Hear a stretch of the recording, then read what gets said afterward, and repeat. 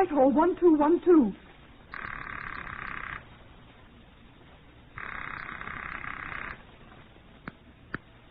This is Scotland Yard.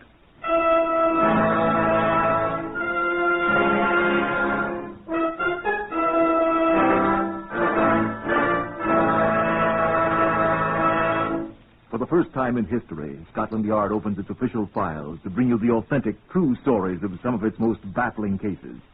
These are the true stories, the plain, unvarnished facts just as they occurred, reenacted for you by an all-British cast. Only the names of the participants have for obvious reasons been changed. The stories are presented with the full cooperation of Scotland Yard. Research on Whitehall 1212 is furnished through Percy Hoskins of the London Daily Express.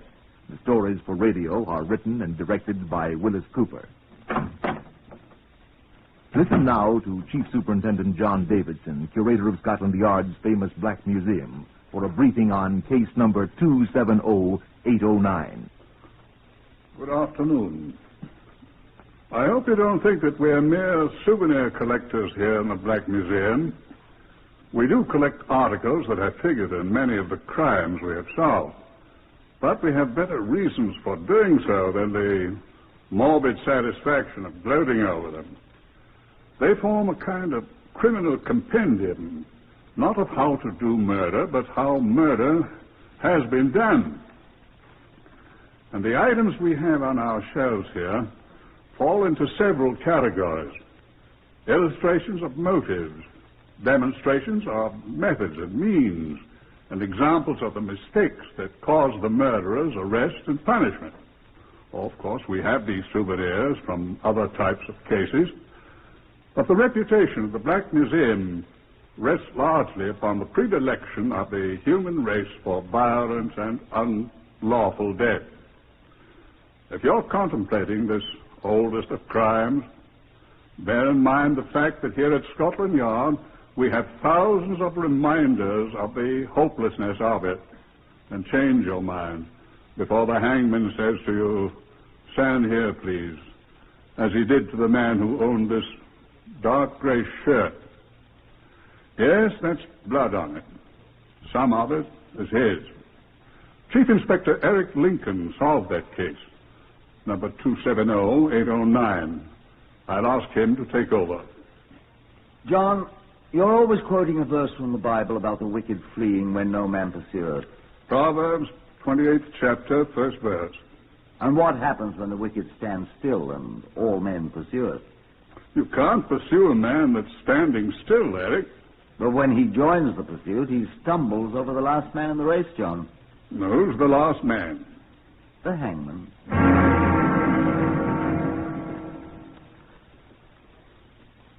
Francesca Nicholson had been missing nearly a week when Peter St. John, of a well-known London evening newspaper, laid the packet of photographs on my desk. She's not particularly pretty, is she? She was not particularly pretty. Too tall. 5'9½". Wears eyeglasses. You tell me her eyes are blue and quite pretty, like a gazelle's, this fellow said. I've never seen a gazelle. Gazelles have brown eyes. Quite prominent teeth. Like horses, aren't they? Well, You think she'd not be too hard to find? I should say so. Well, they haven't found her. What's her name, Nicholson? Nicholson, yes, sir. Francesca Nicholson. Lived with her mother in Kensal Rise. Had her hair done one day, put on a new dress, packed a small attaché case, and bunged off. Not to return. I can read, Peter. Oh, sorry. How old is she? 26. It says there. Sorry. Quite all right, huh? Been rowing with her mother? Me? The girl, fool. Mother assured me that they were on the best of terms. Maybe Mother was telling her what her. Maybe Mother beat her. Don't think so, sir. Neighbors on Kensal Rise say they're pretty pals here. The girl have any enemies? None discernible, sir. Boyfriend? One, the cove that discussed Gazelle's eyes. What's he like? I think he bathes often enough. 2 front teeth missing, no eyebrows, dirty blonde hair, no great toe on his left foot. How do you know about his toes? He told me about him. in detail. Where's he live? Crowborough, Sussex. Raises chickens down there. Lives in a sort of hut. The chickens? Chickens live in a much nicer place than he does. What's his opinion? He's sure the Mormons have got her. Mormons? That's what the silly blighter said. Mormons don't kidnap people. I suggested that, so he changed his mind. Said you might have had a nerve storm and wandered onto the moors and perished. What moors? Just moors in the middle of her nerve storm. Nerve storm? Is the man crazy? Well, as our American cousins say, I think he has a button or two missing. Seriously, though, he's frightfully upset about her disappearance. Trying to be helpful. That's where I got these photographs. How did he find out she was missing? You tell him? No, that's where she was headed for when she left home. Crowborough? Crowborough and the chicken farm. Why? We've been engaged for 4 years. Yes, will be married? Quite. I don't know about her, except what I hear, but he's genuinely in love with her. Tears as big as small hen's eggs appear every time he mentions her. For a blighter?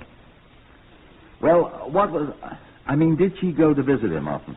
Oh, every few months, apparently. He used to stay with a family named Powers. The chicken farm's a mile or two outside the town. These Powers people, do they know anything about all this? They're quite mystified. They were expecting her, but she didn't show up. This boyfriend... What's his name? Tufty. Norman Tufty. He came into the Powers to greet her, and there she wasn't. Then he reported her missing? Not for 3 days. Hard to telegraph from Crowborough, I suppose, or hadn't the money or something. But he wrote a postcard to her mother. Quite worried. You see the postcard? And there it is. Right there beside the photograph. Oh, yes. My own darling Francesca, where did you get to Saturday? I went to meet you, but did not turn up. I suppose you were detained unexpectedly for some reason. What's that word? Devotedly, I think. Devotedly Norman. Doesn't seem very devoted. British understatement, old boy. And when did he call the police? The same day? He didn't call the police himself. He didn't? It was the Powers. Mrs. Powers, who seems to be very nice, talked to a constable of the Sussex police she knows, and he came round to the chicken farm. I mean, this devoted Norman didn't even do that much? Oh, he told me he was going to walk into the police station and tell them himself as soon as he'd finished feeding the chickens. Suppose he really would have, Peter? Constable told me that our boy, chicken fancier, was quite annoyed when he called. Spoke quite sharply about people who stuck their long noses in his business. Aha, said the chief inspector. I twirled my moustache, too, when I heard that. Go on. Well, Mrs. Powers told me that Mr. Tufty came roaring in from the chicken farm, full of reproaches for her, because she told the constable that Miss Francesca was missing. This thing's beginning to smell quite fruity, isn't it? He called Mrs. Powers certain unpleasant names. He owled, the lady said, like a ape.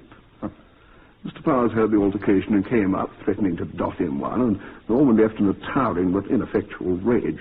He's a little bit of a chap. The fruity odor increases. Well, presently it suffused the entire room. I called on Mr. Norman Tufty again to ask him a few civil questions. Mr. Tufty was out. I must have inadvertently snooped a bit in his absence. Reprehensible. I think. In the course of my inadvertent snooping, I found this in the cupboard. That's it. Envelope addressed to Norman Tufty, Esquire, the Chicken Ranch. Near Crowborough, Sussex. So what? Have a look at the return address, Chief Inspector. Mrs. Norman Tufty. Might be his mother, old boy. He's an orphan. Smell anything now?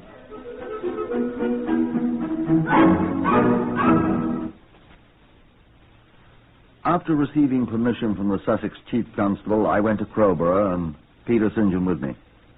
I found a small room at the local hotel, the Pied Merlin, whilst Peter took the other one.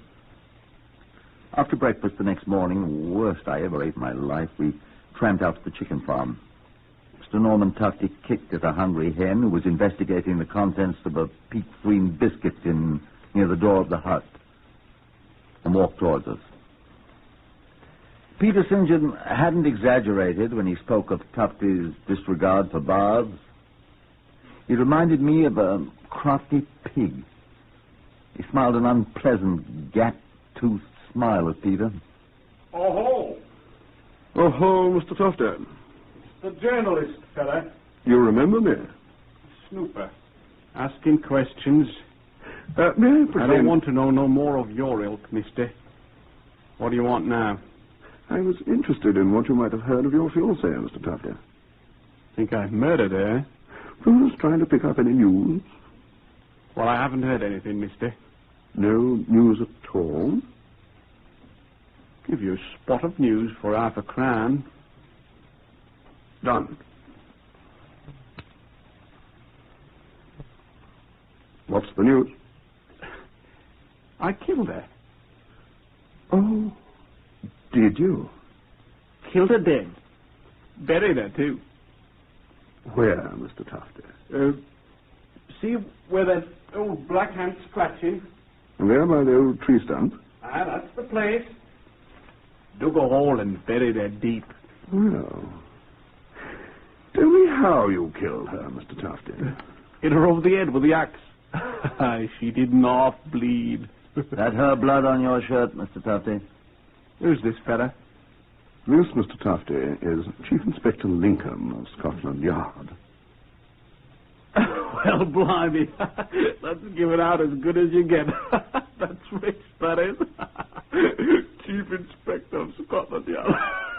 It is funny, isn't it? You're a funny bladder, St. John. Chief Inspector of Scotland Yard, that's good. Say, who are you?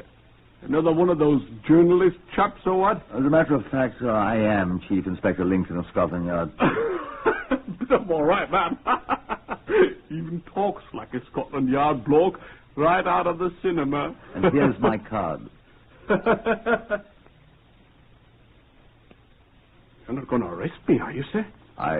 This is an awful thing, sir. Me making a fool of myself this way. I thought you was joking, too. It wasn't a very good joke, Mr. Tufty. Well, I hardly know what to say, sir. I know it was a terrible thing to say. And my poor darling Francesca missing like this. I'm surprised you can make jokes at all. I'm but ashamed of myself, Mr. St. John. And you too, Chief Inspector Lincoln, sir. Making such jokes about my poor darling Francesca. But nobody knows if she's laying dead in the fields or held prisoner by a band of white slavers. Oh, come, Tufty. Scotland Yard will find her, Tufty. Oh, I don't think so. Of course we will. Oh, do find my darling Chief Inspector. Go out and search the airways and the barways and bring her safe back to me, side. Maybe she's run down by some hit-and-run driver and lost her memory. Calm yourself, Mr. Tufty. Oh, put a sock in it. Hold your tongue, you nasty sod, you. Look here, Oaf, you hold your own filthy tongue. I'll stuff it on your throat, you. Stop him. Stop him, Chief Inspector. He'll murder me. He'll kill me. Go ahead, Peter. I'm sorry. Stop him, Chief Inspector. Shut up. Get back to your chickens, Tufty. But, sir... I'll talk to you later, without Mr. St. John. Come on, Peter. But Chief Inspector... We'll find your Francesca all right, Tufty. Speaking of smells, my dear Chief Inspector, what a towering stink Mrs. Norman Tufty will raise if and when you do. You suppose that bar is open at the Pied Merlin? Hope we both meet as a glass of beer. Oh, preferably two.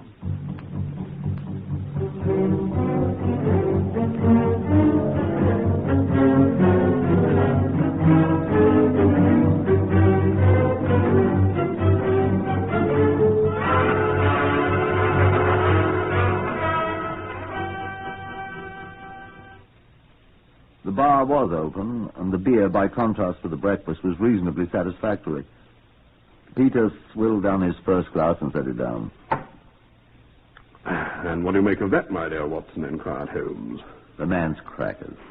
That was a hatter. 4 beer, please, miss.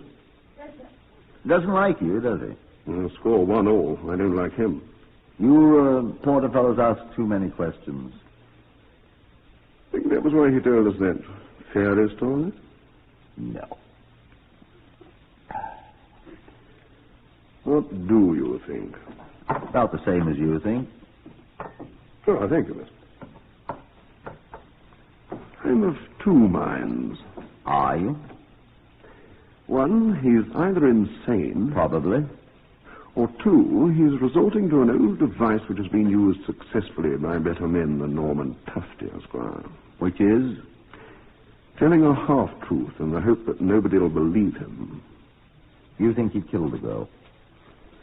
You're the Scotland Yard, then. I work for a living. There's a compulsion murderers sometimes feel to talk about the murder in a kind of elliptical fashion. Seem to enjoy seeing how far they can go without getting themselves caught. Remember that chap at Wembley who killed his mother? Remember? What's talking about things lying on the floor? Just like a dead woman, he kept saying to people. We hanged him. I reported the execution. Ah, good morning, Constable. Morning, Mr. St. I hear there's a Scotland Yard gentleman here in the village, sir. Would you be in? This is Chief Inspector Lincoln, yes. Constable Ernest Busby, Chief Inspector. Morning, sir. Morning, Constable. Have a spot of pigs in, Constable? I'm on duty, sir. I was wondering, Chief Inspector, if you'd seen Mr. Norman Tufty yet. Yes, we saw him earlier this morning. I wonder why he didn't say anything to me about seeing you, sir. Oh, so you've seen him this morning, did you? I did that, sir. I trust he received you courteously. I was out that way, Chief Inspector. Matter of a dog had no license, and stopped by to inquire whether Mr. Tufty had any new information about his missing Miss Francesca. He's feeding the chickens? No, sir, he was digging an hole.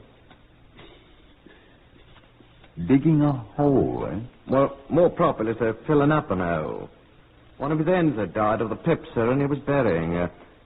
Sir, do you think he's dotty? Insane, sir? Surely one buries chickens when they He die. patted down the ground with a spade, sir, and he looked up at me, and he grinned at me kind of crazy-like, sir. And what did he say, Constable? I made a note of his exact words, sir. Just like I buried poor darling Francesca after I cut her up in pieces on the chopping block there, pointing to the chopping block where he chops up the chicken's heads, sir. Oh. And then what, Constable? Well, sir, I admit I was horrified. I think you would be. Sir, if you please, I'm talking to the Chief Inspector. Forgive me. Forgive me. What did the man do, Constable? Sir, he bursted out laughing like a ruddy jackass. Did you think he was dotty, sir? It's a compulsion, Constable. Is that actionable, sir? Fortunately, no, Constable. Could be if he keeps it up, couldn't it, Chief Inspector? We'll see. Oh, I almost forgot, sir. Forgot what? Violet! What? I'm calling the young lady, sir. What young lady, Constable? Violet. Come in, please, Violet. Who's there? Come on in, Violet. Now, these gentlemen won't hurt you. Gentlemen, this is Miss Violet Dipkett. He was employed as a kennel maid by Colonel James Seymour, who raises Bedlington Terriers on the place next to Mr. Tufty's. Morning to you, gentlemen. Morning. Oh, good morning. Violet has a bit of information I thought you might like to hear firsthand, Chief Inspector. Well, Miss Dipkett? Speak up, Violet. Do. I've seen her, sir. Who, Miss Dipkett? Speak up, Violet. Well, they're Miss Francesca, sir. Miss Francesca Nicholson? When did you see her, Miss Dipkett? Saturday, sir. Tell the Chief Inspector how it was, Violet. Well, sir, I was walking up the lane to the kennels, and Miss Francesca comes hurrying along the bar road toward Mr. Tuffy's farm, and I see her, and she seen me. And she said, "Hello, Violet." And I said, "Hello, Miss Francesca." And she said, "Have you seen Mr. Tuffy?" And I said, "No." And she said, "Oh, there he is. Hello, darling." And I started to hurry faster, and I said, "Goodbye, Miss Francesca." And when I come to the end of the lane, she was walking along with him.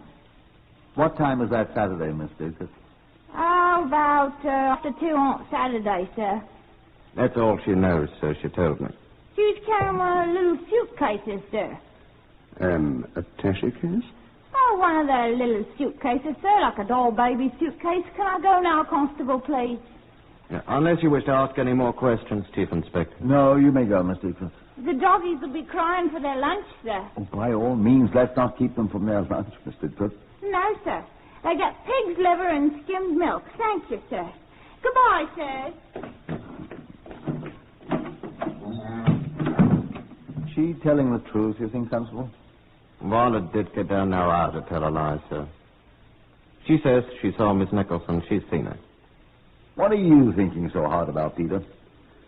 I'm wondering whose blood that is on Tufter's shirt. Sir, there's a gentleman out here to see the other gentleman, sir. Who, me? No, sir, the other gentleman, he said. Me? Yes, you, sir. The gentleman in the checkered jacket, he said, sir. Who is he, Ralph? It's Mr. Tuffy, sir. Oh. Go ahead, see what he wants now, Peter. He's coming, Mr. Tuffy. Good day, sir. Does Tufty know that Violet saw... No, sir. I met her after I talked to him. She won't say anything, will she? To him, I mean. No, sir, I don't think so. She's rather shy, being with dogs all the time. Besides, if she does, she knows I'll warm her bottom with a birch twig. Eh? She's my niece, sir. What do you think, Constable? About all this? Yes. Well, the nasty little beggar digs a very neat hole in the ground, sir. I shouldn't wonder if he's had practice. Here's Mr. What's his name, sir? St. John. He's a reporter. Oh. Well? What do you want? Miss, another beer, please. Yes, sir. Another pint, sir. Quite simple and quite to be expected, Chief Inspector. Oh, what? He wanted to know... Oh, thank you, Miss. Here, sir. Beer, sir. In fact, he offered to give my half-crown back if I'd tell him what that Scotland Yard man was up to. Oh? What he was going to do. Why don't you tell him? I told him that you were coming out this afternoon with a gang of navvies and dig up his whole bloody farm, Chief Inspector.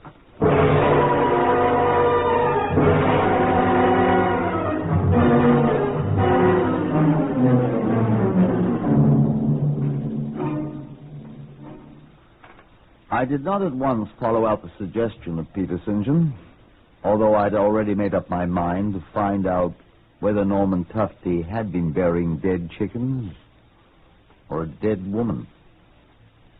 I wanted another talk with the man. I sent Constable Busby to bring him to the local police station, where I could talk in an atmosphere more calculated to impress a man of Norman Tufty's type. He sat down opposite me, smelling of chickens. Don't you ever change your clothes, Tufty? I asked curiously. Haven't any clothes to change to, Chief Inspector. I'd like to check a little more on what you've told us, if you don't mind. I don't mind. All right. When did you last see Miss Francesca Nicholson? 5 months ago. Where? At my farm. She came down from Kensal Rise to visit me. Stayed in the village with Miss Powers, but she spent a great deal of time at my farm. You were engaged to be married. Right? You intended to marry. Of course. She believed that, did she? She did. What did you do when she didn't show up on the Saturday when she was supposed to arrive? Why, I stayed around my farm and worked, then came into town and waited for her. I have found a witness who saw Miss Nicholson on that day. I don't believe it. And who saw her with you? I don't believe that either. You're trying to... Trying to what, Mr. Tufty? Yes? Excuse me, sir. Yes, Constable Busby. I've got it, sir. Thank you. You can get started then. Right, sir. Busby, did you tell Chief Inspector you seen her that day? With me? It wasn't Constable Busby who saw you, Tufty. Go on, Constable. I want to know what happened. Yes, sir. I know your police trick. I interrupted you, Tufty. What was it you were accusing me of when Constable Busby... you said I was trying something. And what am I trying to do to you? You're trying to make me talk. In my poor, benighted fashion, that is exactly what I'm trying to do, Tufty. It's quite legal, I assure you. I won't talk. I didn't do nothing. You've told two separate people that you murdered Miss Nicholson and buried her body. I was having a joke with you. Oh, well, wasn't that joke in rather poor taste, Tufty? I see you're still wearing that blood-stained shirt. It's my blood. I cut myself killing chickens. You seem to have bled a lot. Some of it's chicken blood. Well, I'm sure you wouldn't object to allowing our laboratory to examine the shirt, would you? Would you? You're trying to frame me up. You've been reading crime novels. American crime novels. I'd like to tell you something, Tufty. Constable Busby came in here to tell me that he has obtained a search warrant. What for? To dig up your farm. Well, they won't find anything. I won't. They won't. They'll be there in a few minutes. But I tell you, they won't find anything. Well, they'll try. If they have to dig up every inch of your farm.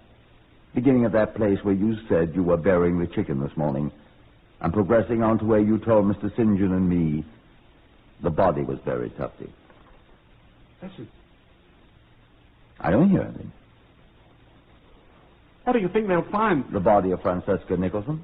Well, I didn't kill her. Who did? I love Francesca. Do you also love your wife? How do you know about her? You shouldn't let letters lie about. Yes. I love my wife. And is that why... Who is it? It is I, even I, Artaxerxes the king. What do you want, Peter? I want to show Mr. Tufty something. What? Something I found in a hole, Chief Inspector. Look, Mr. Tufty. What is that? After I get the dirt brushed off, you'll see that it's an attaché case. Where'd you get it? Where did you get it? It was in a shallow grave, Mr. Tufty, where you said you were burying a chicken this morning. Oh, it's all quite legal, Chief Inspector. I was there with my spade poised when they brought the search warrant. And I came back here on a motor bicycle, which I rented. Very fast, Mr. Tufty. That was what I heard. Uh-huh. You heard me coming. Just take a look at the name on this attaché case. Francesca. Listen to me. Listen to me, Mr. Tufty. I arrest you on suspicion of murder. It'll take much more than suspicion, Mr. Chief Inspector, to hang me. Oh, don't worry about that, old boy. Constable Busby was digging up her left leg, and I had to hurry away. On suspicion of murder of Francesca Nicholson, I warn you that anything you say will be taken down in writing and may be used in evidence. I'd be glad to take it down, Tufty. I use a typewriter quite well. So speak up, old boy.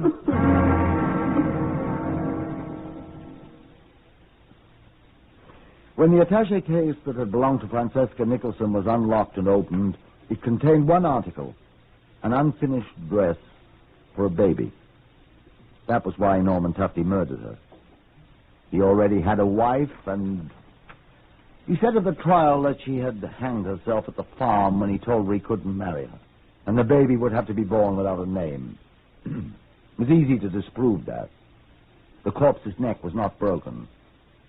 But Norman Tufty's was, most thoroughly, at Wandsworth Prison 5 weeks later, on a cold and foggy morning.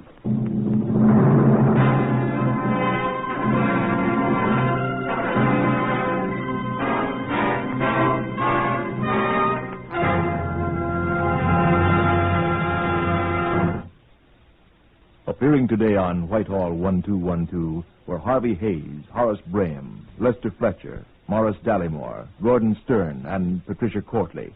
Whitehall 1212 is written and directed by Wyllis Cooper.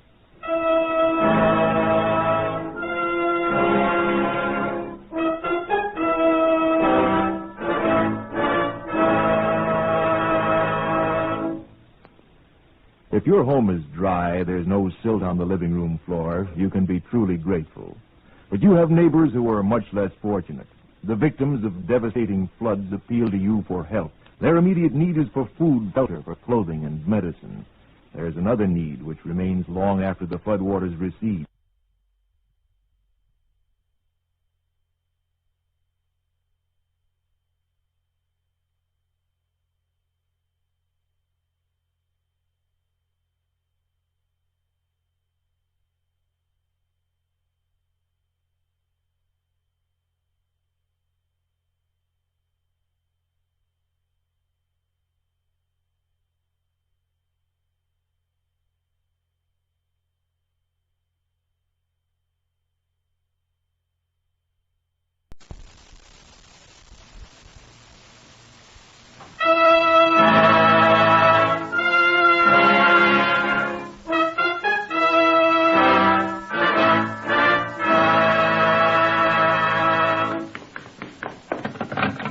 Whitehall 1212.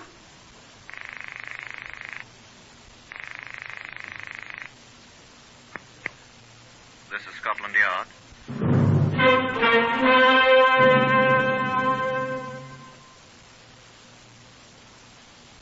For the first time in its history, Scotland Yard opens its official files to bring you the true stories of some of its most baffling cases. These are the true stories, the plain, unvarnished facts just as they occurred, reenacted for you by an all-British cast. Only the names have for obvious reasons been changed. The broadcasts are presented with the full cooperation of Scotland Yard. Research for Whitehall 1212 comes from Percy Hoskins, chief crime reporter of the London Daily Express. The stories for radio are written and directed by Wyllis Cooper.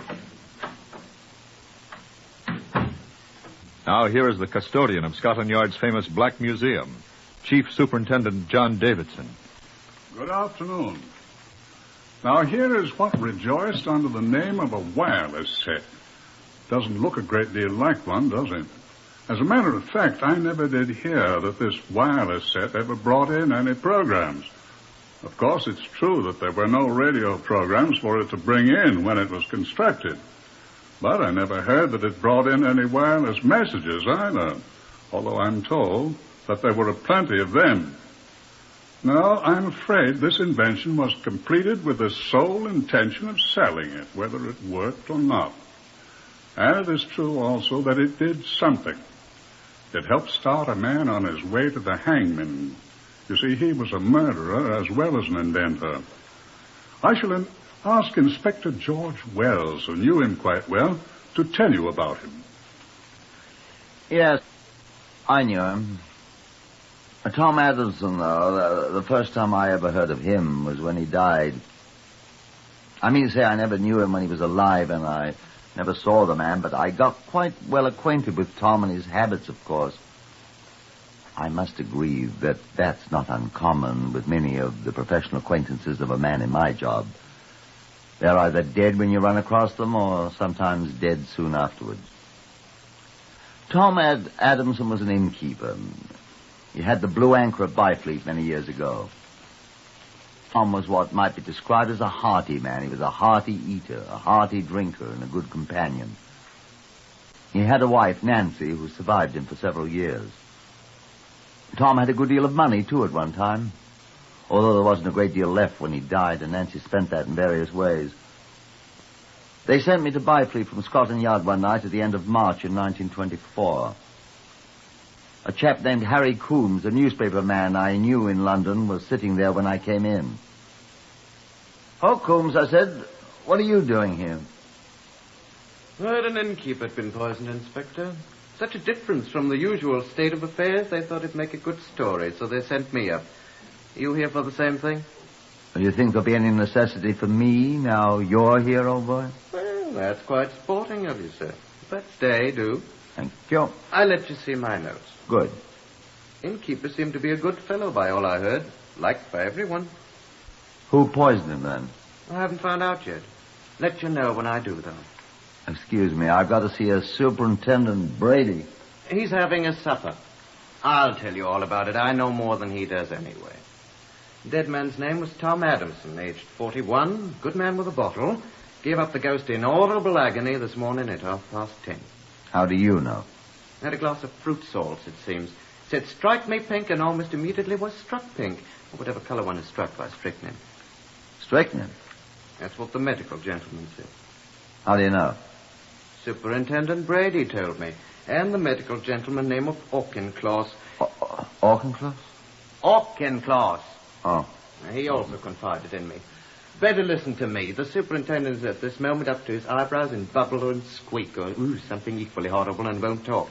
Can't talk with his mouth full. You say strychnine in the fruit salts? That, sir, I don't know. There's never been any in the fruit salts I've drunk, and I've consumed my share of the nasty stuff. Although I must agree, as I said before, that fruit salt is an excellent remedy for the morning after. That was the purpose for which the late lamented drank his. Oh. Seems there was rather a celebration at the Blue Anchor last night for the landlord's 41st birthday. It was also his last. Man cometh forth like a flower and is cut down. I've heard that somewhere. Is that what happened? Isn't the super in there? He's eating his supper, remember? Bubble and squeak. You'll need fruit salts, too, preferably without strychnine. Yes, that's what happened, Inspector. Good old Tom walked into his own bar somewhat unsteadily, poured himself off a glass of the fruit salt whilst one of the guests watched him, drank it off, staggered once more, made his classic suggestion, and... What classic suggestion? Strike me pink, I told you.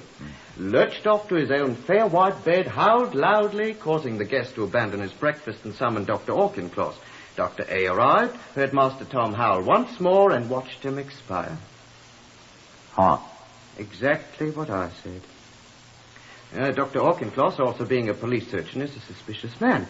He summoned a local constable who helped him carry Tom away. Tom weighed 16 stone, no small feat. And presently took a look at Tom's interior economy and bawled, arsenic! I mean, strychnine. Further examination proved to him that he was right. And Tom, with certain portions of his innards removed, lies now in the local mortuary, stone cold, while... Oh, I say, I'm staying at the Blue Anchor myself. Why not come and have a drink with me while the superintendent finishes his loathsome supper? I think Tom drank most of the strychnine.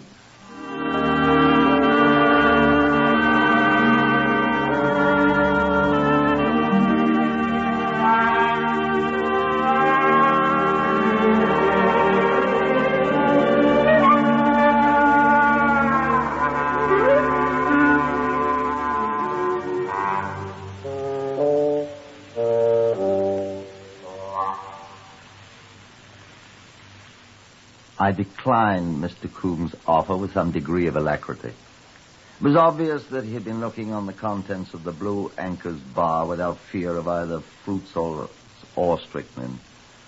And after all, my appointment was with Superintendent Brady. That worthy officer, returning from his supper, assured me that Coombs' story was largely true. He had talked to the other guests at the previous night's party, was in fact still engaged in talking with them, with no visible results. He recommended that I see the guest who had seen Tom Adamson drink the fatal fruit salts, and I made my way to the Blue Anchor.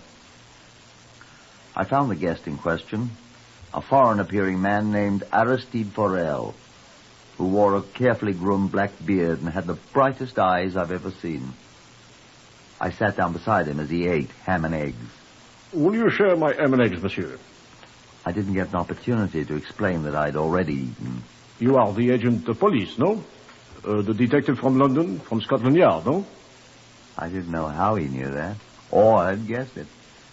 Madame Nancy is such a very good cook. So? The food's very good tonight, but unfortunately not so good as when the good Nancy is here. The husband is dead. Oh, but you know that. That's why you are here. I understand you were with Mr. Adamson when he drank the poisoned fruit salts this morning. It was not pleasant, monsieur. I'm sure it wasn't. It quite spoiled my breakfast. Huh? Oh, yes. Well, life is like that, it is said. Oh, yeah. Were you aware he was dead? What? Oh, no, I thought he was suffering from the drinks he'd taken last night. I never suffer me. I'm strong.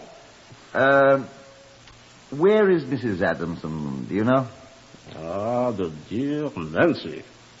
Oh, alas, she has retired. I was in hope she might be here. But I suppose it's silly to hope to see her. Oh, I will go up and wake her, monsieur. Why? Yes, why not, monsieur? Well, it's hardly... Ah, but we are old friends, monsieur. It wouldn't be anything. Well, you're not that good a friend, sir, if you don't mind my saying so. Oh? You don't think so, my friend? You've known the Adamsons a long time, then? I have not known Tom Adamson very long. Oh. Only since I have been a guest here at the Blue Anchor. Oh. But the charming Nancy, I've known her for a long time. Tu compris, monsieur? I don't understand French. Ah, no? C'est dommage. Talk English. What's funny? Oh, I do not think Monsieur Tom was such a very likable person. Is that funny? I do not think Madame Nancy thinks so either, monsieur. He's dead.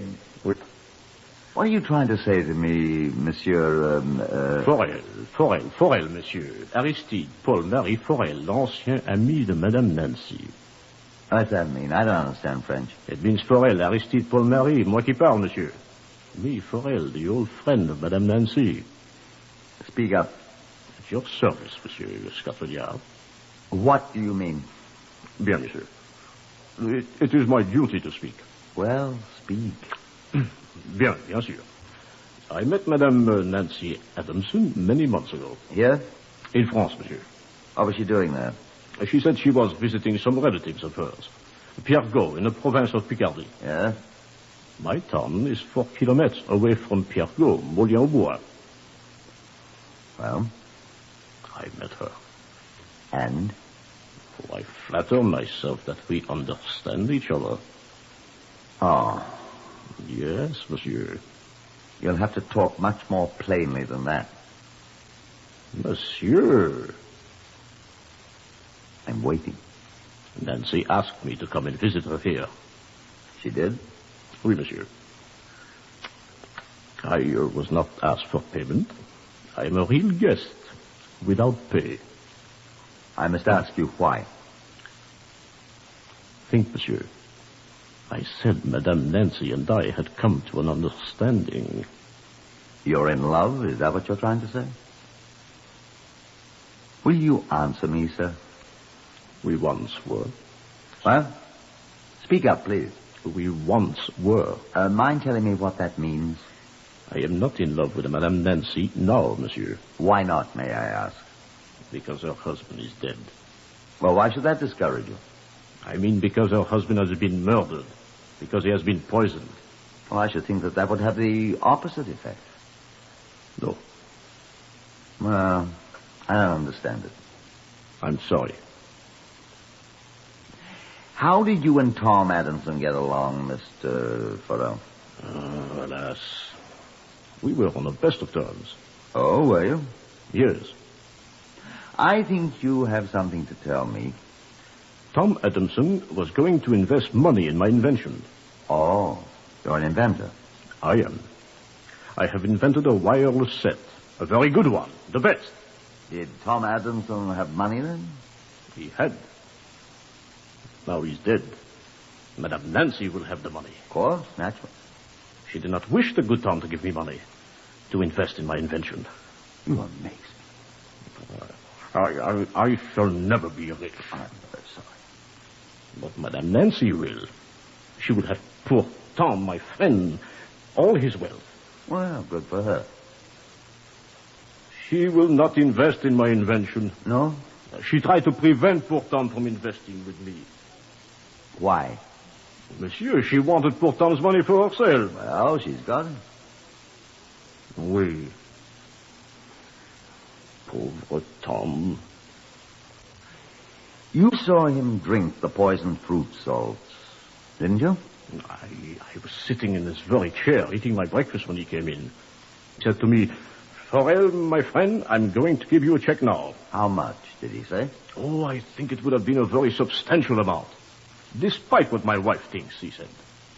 And then he pulled a bottle of fruit salts out of his pocket, mixed a little in a glass, drank, and gave me... He had a great fall, and he cried. Out of his pocket? What was he doing carrying a bottle of fruit salts in his pocket? He said he had brought it from his rooms. Oh?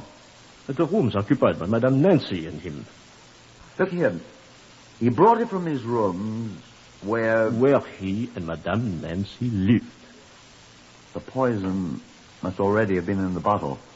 It would appear so. But how did he get in there if the bottle had been in the rooms where he and his wife... Who can say, monsieur? You say she opposed his giving you money. She wanted Tom's money for herself. Look here, do you think... That is all I know, monsieur. Look here, Forel, I want to talk to you. Monsieur? Monsieur, the other detectives have told me that I must remain here in this place. I wish to ask you, as one man of the world to another, I wish to ask you a question. Go on, then. Can you help me get out of here? Why? I wish to return to France at once, monsieur. Why? I am in mortal fear for my life, monsieur.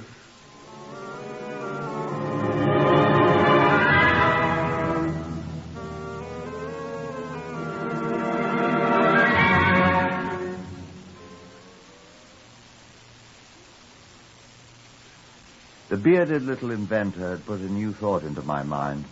He was obviously a very frightened man, despite his look of cheerfulness, or else he was a very good actor. But I'd seen a mask slip away from his eyes. I knew what I should do. But the widow was not in her rooms. I must talk with someone, though. I remember that I hadn't yet talked with the medical examiner, Dr. Auchincloss. I telephoned the police station. He was there, hoping to see me. And he came at once to the Blue Anchor. "Good evening, Dr. Auchincloss," I said as he sat down. Good evening, sir. I had hoped that you could afford a little time with me, at least. I'm sorry, sir. I haven't had an opportunity to see anyone official yet. I've been very busy. You've had your supper? Yes. Thank you. I've had mine, too. Superintendent Brady and I were waiting for you. I'm sorry, sir. No matter. I've been speaking with the man who saw Adamson take the drink of the fruit salts, the one that apparently killed him. A strange little man. He's been here for some time. Yes, he goes to London occasionally on business for some invention or other of his, but he's been here for some time. I know about the invention. Did you know about Nancy Adamson, too? He mentioned her. The Frenchman's been here as a guest of Nancy's. He met her in France. He told me. Quite friendly with Nancy. So he said. Not with Tom, though. I gathered he was. Wasn't Adamson going to invest in some invention of the man's? Tom wouldn't invest in anything, not even non-paying guests. No. He's a friend of Nancy's. Well, I must check into that. Yes. What about the poison? I've had an analysis made of the contents of the bottle of fruit salts. There's strychnine in it. Tom didn't get it all. And mercury perchloride, as if one poison wasn't enough. How did it get there, I wonder? I wonder. What? I mean, I don't know. I'm a doctor, not a detective. There were traces of both poisons in the glass Tom drank out of. I analyzed it myself. Do you know where that bottle of fruit salts was? No. It was in his rooms. Whose? Tom Adamson's, Nancy Adamson's. Oh? It was there just before he brought it down to the bar here. How do you suppose the poison got into it? I'm a doctor, not a detective. You said that. So I did. Well... Well, what? Tom had drunk from the contents of the bottle before. He was a great hand for fruit salts. Wonder why he wasn't poisoned before. I wonder, too. You're accusing... I'm not accusing anybody. Not yet. I've known Nancy more than 5 years. I've always rather liked her. Stupid, but harmless enough. Harmless? Well... Where is Mrs. Adamson, do you know? In a nursing home. She's had quite a shock. Shock, indeed. I beg your pardon, sir. She has had, regardless of what you think, a severe shock. I want to see her. When she has recovered from the shock. I'm sorry if she's a friend of yours, She is my patient. Oh. Oh. She is, huh? And you're the police surgeon also? I have my own practice, too. On which side does your sympathy lie, Dr. Auchincloss? The police, to whom you're legally and morally obligated? Please, Mr. Wells. Her husband's dead by poison. I'm aware of that, sir. She had the bottle containing the poison in her hands immediately before his death. But... and do you know this, sir? That this Mr. Forel, whom you suggest is also here at her invitation, is also in mortal fear for his life because of her. What kind of a woman is this? Well, sir... I demand that you take me to her at once, sir.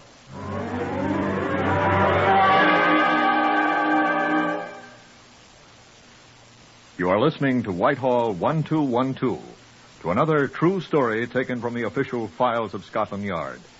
Whitehall 1212 is researched by Percy Hoskins of the London Daily Express, and the stories for radio are written and directed by Wyllis Cooper.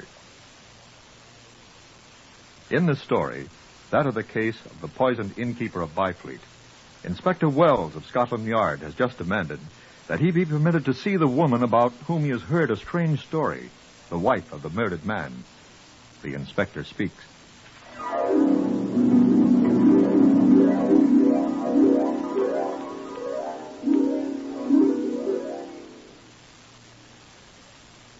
But Dr. Auchincloss, in his capacity as a private practitioner, said no, exercising his professional prerogatives, which often outweigh those of a detective, especially one who merely wishes to question one of his patients who currently was suffering from shock. I say nothing about his regard for his patient, which he had mentioned. Perforce, I had to give up for the moment, and I went sulkily to bed. Walking for my health in the spacious yard of the Blue Anchor the next morning, I ran head-on into my reporter friend Coombs. Coombs was brandishing a camera. Well, Inspector, well met, old fellow. Morning. Oh, just up. I've been up since the crack of dawn. Didn't know you were a photographer. Oh, the best, old boy. A genuine master of lens, shutter, and whatever else there is in this thing. Film, possibly. How interesting. Oh, it makes me ever so much more valuable to my devoted employers, they tell me. Stand, sir, I'll have your portrait. Thanks, I don't like being photographed. Oh, quite all right. I shall not publish it. A smile, if you please. Now, look at the birdie. No, I think. Still. There you are. I'll send you a print gratis, and if you want more, which of course you will, they can be supplied at our usual professional rate. Did you take my picture? Yours and that of another distinguished individual a moment before you. He posed quite nicely. I thought his beard was most expressive. Pity you haven't a beard, Inspector. Who? None other than our distinguished... Oh, I mustn't repeat myself. Our scientist, our inventor, Monsieur Forel. Oh. I'm sending it to my paper along with the sort of views of the quaint yard of the Blue Anchor, scene of the tragedy, and other interesting scenes in and around Byfleet. Monsieur Forel is an important personage in this murder. He is the witness of good old Tom's untimely taking off. I set the fly. I saw him die with my little eye. Although it's true that Monsieur Forel resembles a beetle rather than a fly. Ah, there comes the excellent Dr. Auchincloss with a fair companion. I must photograph them. Dear, there's no more film. Oh, well, another time then. Anyhow, excuse me, I must get these films off in the Morning Post. The presses are waiting. Oh, my goodness, look at the fair companion. You know her? You don't know our fair but bereaved hostess? Who is it? Huh? Oh, it's none other than the poor dead Tom's wife, the excellent Nancy. Hi, Nancy. I'll come round and see you later. I must run. And that left me alone. Mrs. Adamson came on toward me, much to my surprise. Dr. Auchincloss stopped, watched for a moment, and then went away from there. Oh, Inspector, whatever your name is. I hear you want to see me. I gawked at her. I was that surprised. I thought the woman was in a state of shock. Here she was, and if my eyes deceived me not, it was anger that animated her, not grief and shock. She stalked across the yard toward me. No wonder the doctor ran away, I thought. And I want to see you. There's a bench there. Sit you down. Yes, well, Now, look here. What's this fella been telling you? And where is he? Are you talking about Mr. Forel, madam? I am talking about that black-bearded perfume. Please, madam. I will not please. He's saying that I murdered poor Tom. That nasty little... madam, please. I know what you want to see me for. You want to tell me that Forel's accusing me. And I'd give my soul if poor old Tom was alive again. He murdered Tom. He poisoned Tom, and I'll tell you why he did. Because Tom wouldn't give him his money to finance that worthless invention of his. But Mrs. Adams... Tom had been saying no to him all the time the man's been here, eating our food and drinking our beer. And Tom, poor dear Tom, he told me he was going to give him his final no, make him get out of here. And that's what Tom did. And Forel poisoned him. Madam. I know. He hated Tom and he hated me. Madam, you'll pardon me, but was not Mr. Forel in love with you?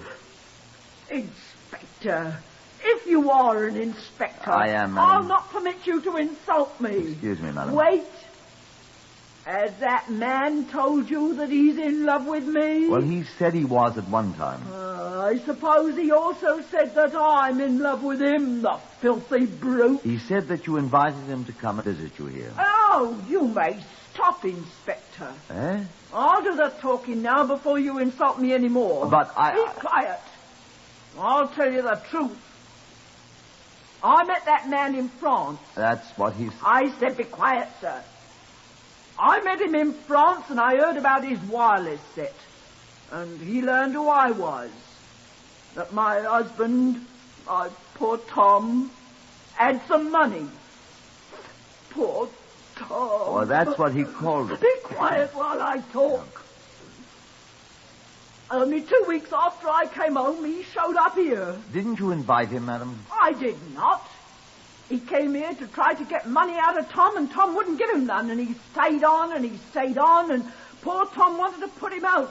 There he is! There he is! Stop! Who, your Stop! husband? Stop him, someone! Wait! Who is it? Wait! It's that man, Farrell! Stop! Stop him! Farrell! Stop him! Farrell, come here! Stop him! Stop him, you murderer!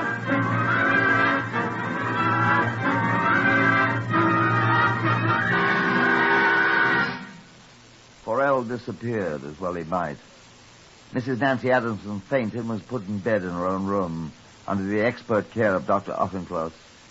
All day long we searched the countryside for the Frenchman, but he was not to be found.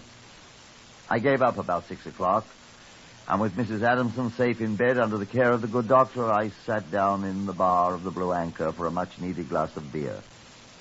I just finished my second when a telephone call was announced for me. I found the telephone with some difficulty and answered. It was from Scotland Yard in London. Is that Inspector Wells? Yes, Wells here. Look here, this is Superintendent Grove at the yard. Yes, sir. I say, have you seen the newspapers yet, Wells? No, sir, they haven't arrived yet. Well, look here, there's a picture, a photograph of that French fellow with the beard in it. That fellow up there at my feet, Flodell, is that his name? Yes, sir, I know about it. There are others who know about it, too. What's that, sir? About 10 minutes ago, a chap rang me up. A chemist, it seems. Yes, sir? He recognized the picture of Farrell, is it? Yes, sir. He recognized him as a chap he sold something to in London here the day before this innkeeper was poisoned. What, sir? He says he sold the man some poison. What? I mean, what? Listen, will you? He says he will swear that he sold Farrell a packet of strychnine and a smaller packet of mercury perchloride. I say, are you listening? Are you there? I didn't wait. I ran out, straight into the arms of Coombs, the reporter photographer, who thrust one of his newspapers into my hand. Isn't it a fine, juicy photograph? Look at his beard, Inspector. You should have heard him when he saw the vain blighter. Where did you see him? Have you seen him? Where is he? Why, he's down at the railway station waiting for the London train, of course. Do you want to see him, Inspector? I did. I found him. 2 minutes before the train arrived in which he would have escaped. After he'd been arrested and brought to trial, we found out the rest of it. He told us how he had been refused money for the final time by Tom Adamson and told to get out. He saw Tom reach for the bottle of fruit salts. Tom had always kept in a drawer back of his bar, not in his own quarters, incidentally. And he had offered to mix Tom his pick-me-up, surreptitiously adding the contents of the 2 packets of poison he had bought, of all things in London, to use in improving his wireless set. How, I don't know. The wireless set never did work. And we gave it to John Davidson at the Black Museum. Farrell, he was convicted of murder, and the hangman was very careful to lift his beard so that he could get the rope under it.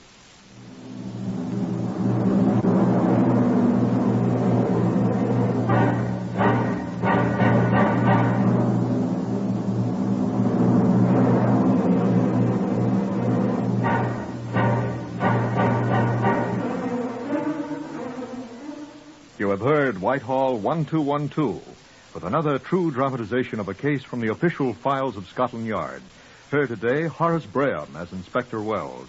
Others in the order of their appearance, Harvey Hayes, Lester Fletcher, Francois Grimard, Guy Spall, Catherine Hines, and Carl Howard. Lionel Rico speaking. Whitehall 1212 is written and directed by Wyllis Cooper. This is NBC, the national broadcasting company.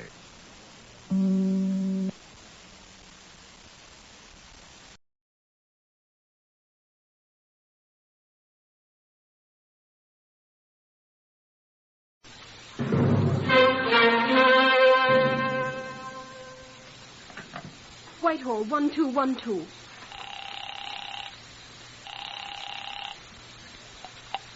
This is Scotland Yard.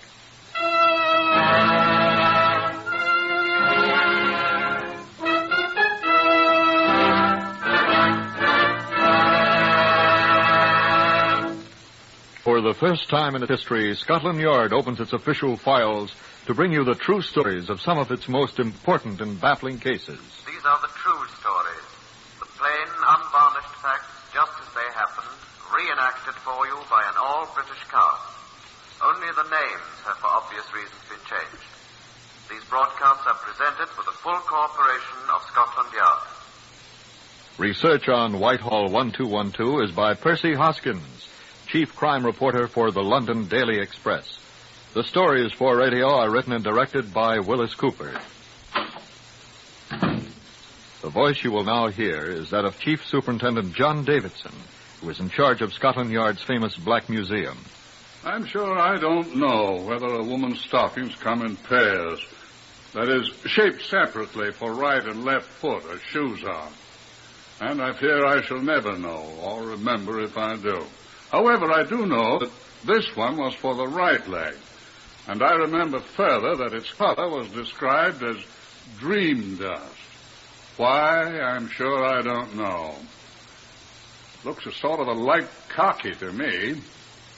Now, this pattern is not woven into the nylon or whatever it is that women's stockings are made of. Let's lay the stocking out flat here so you can see what it is. There, you recognize it? That's right. It's an impression made in greasy mud of a tire, a motor car tire. Now, the people who first saw it were quite justified in believing that the young woman who was wearing the stocking had been struck and killed by a motor car. She was struck, but the motor car didn't kill her. I've asked Chief Inspector Patrick Bull here to tell you all about it. Now, Mr. Bull, if you please. About midnight on the 15th of August, 1948, leading fireman Horace Bertram Adler of Kingston Fire Brigade was driving alone on Somerset Road, Wimbledon, on his way home from a meeting of his Lodge of Freemasons. It had been raining all evening, and on a particularly badly illuminated section of Somerset Road, Adler was startled to discover what appeared to be a body lying in the muddy road ahead of him. He applied his brakes and approached it cautiously, halting his car, which was a Humber saloon, about 5 yards away, and dismounted. The body proved to be that of a well-dressed young woman. She was quite dead. A cursory examination by the light of the headlamps indicated that she had been struck by a motor car. Police from the Wimbledon station was summoned. Measurements were taken of the exact position of the body, and leading fireman Adler was released, it being obvious that his car had had nothing to do with the accident, if indeed it was an accident. The body was taken to the Wimbledon mortuary for further examination. I arrived at the mortuary about noon of the following day, the 16th. It was still raining. I wasn't happy about the assignment. I said so to David Brown, the police surgeon. Oh, don't tell your troubles to me, Chief Inspector. I'm supposed to be off duty today, too. But yesterday was the day my relief chose to sprain an ankle playing tennis. So here I am. Tennis at his age. And don't raise a row about coming in here at noon. I've been here since 8 a.m. Pity for both of us to have to be here. Well, what else are you going to do on a day like this? Might as well work. Well, here we are, working. And the other people from the yard have been here since the crack of dawn. What did they find out? Not much. So far, nobody's been able to identify her. Well, it's a hit-and-run case, of course. Obviously. These her clothes? Aye. Pretty good clothes, they seem to be. Well, she was well-dressed enough. Is her purse? It's empty. Oh. No, there's not even a lipstick in it. I expect that's one of the reasons you're here. Eh? Well, robbery isn't usually one of the concomitants of a hit-and-run case. You think she was robbed? It's not my business to make deductions, old boy. Isn't there anything in her pockets or anything? I haven't looked. Your man says there's nothing. What pockets a woman has. And nothing to identify her either, of course. You can see for yourself. Laundry marks. Well, your man says no. Well, there must be labels. He's calling Selfridge's now. There's a label in her panties there. Where? Or here. I doubt he'll trace it. No other labels? He said her shoes, Selfridge's, too. Where are her shoes? There. Oh. Well, if she had an account at Selfridge's... And if you're lucky... We'll see what we shall see. Said Sherlock Holmes. Yes, quite. Well, it's my opinion you'll need him. These her stockings? I don't know, Chief Inspector. But the one she had on... Muddy. It was raining last night. Looks like tire marks on this one. Well, that's what your man said. They're not from that car the fireman fellow was driving. The chap that found her. How do you know? Only he was driving a Humber, the report says. These tires would be too small for a Humber. You are a detective, aren't you? That's what your man said. Did he? I said they'd be something like an Austin 7 or a Morris Minor, one of those wee cars. I'd agree. Well, what are you looking for now? See if there are marks on her dress. In a hit-and-run case, there are usually paint marks from the car, or if a lamp hit her, there might be splinters of glass that could be identified by the laboratory people. Well, there aren't. Eh? I said there aren't. You don't mind if I go over the dress carefully, do you? It's quite all right with me. But you'll not find anything. How do you know? The first place, your man admitted he couldn't find anything. I think the laboratory can. I doubt they can. Why not? Because she wasn't killed by being struck by a car. Well, now, she was found in the road. There are tire marks on her stocking. I suspect those marks are accidental. I doubt that. She was murdered elsewhere and brought here to Wimbledon dead. Shall I give you my Sherlock Holmes hat? Come over here and have a look. Well? Now look at her, Chief Inspector. Those marks on her face were made when her head struck the roadway. No, Chief Inspector. Or by the car when it struck her. No. Look at the right arm here. Those look like bruises made by fingers. I rather think they are. Oh. Now, lift her other arm. Easy. You see? Blood, well, that's... No. There, where it's dried, on her body. What's this? There, Chief Inspector.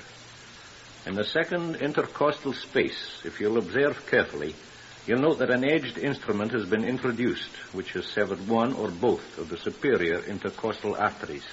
Which means, I take it, that she was stabbed to death.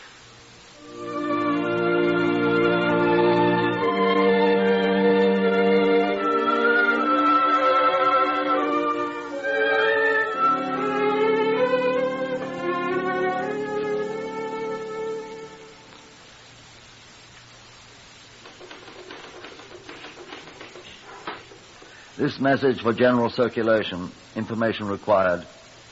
Any person having knowledge of the name and movements, July the 14th or 15th, the following female person is urgently requested to notify Chief Inspector Patrick Bull, CID, New Scotland Yard, W1, at once. The woman's age, about 30. Reddish hair, brown eyes, height about 5 foot 2 inches. Weight 103 pounds. Last seen wearing the following clothing. Black dress. White blouse. What do you call that stuff her blouse is made of? Nylon jersey, sir. White nylon jersey blouse. Red artificial flower. Rhododendron. Cerise rhododendron. Cerise? Mm-hmm. Cerise artificial rhododendron on left shoulder of blouse. Large white open-work hat. Lace gloves. Ecru. All right. Ecru lace gloves. Transparent. Platform shoes. What do you call that color? Oyster, sir. Revolting. Stockings, ecru? Dream dust, sir. Dream dust? Dream dust, sir. Right, dream dust then. And carrying a large purplish handbag. Cyclamen, sir. Cyclamen, I mean. All right. Put down cyclamen. I only hope people will understand what we're talking about. Women will, sir. There's only one thing, sir. What's that, Miss Sears? Was she really wearing an outfit like that? With red hair? And, green cami knickers. Beg your pardon, sir. Cami knickers haven't been worn in England since before I was born. Oh? And her lingerie is pistachio, sir. Good Lord, no. Well, write it down.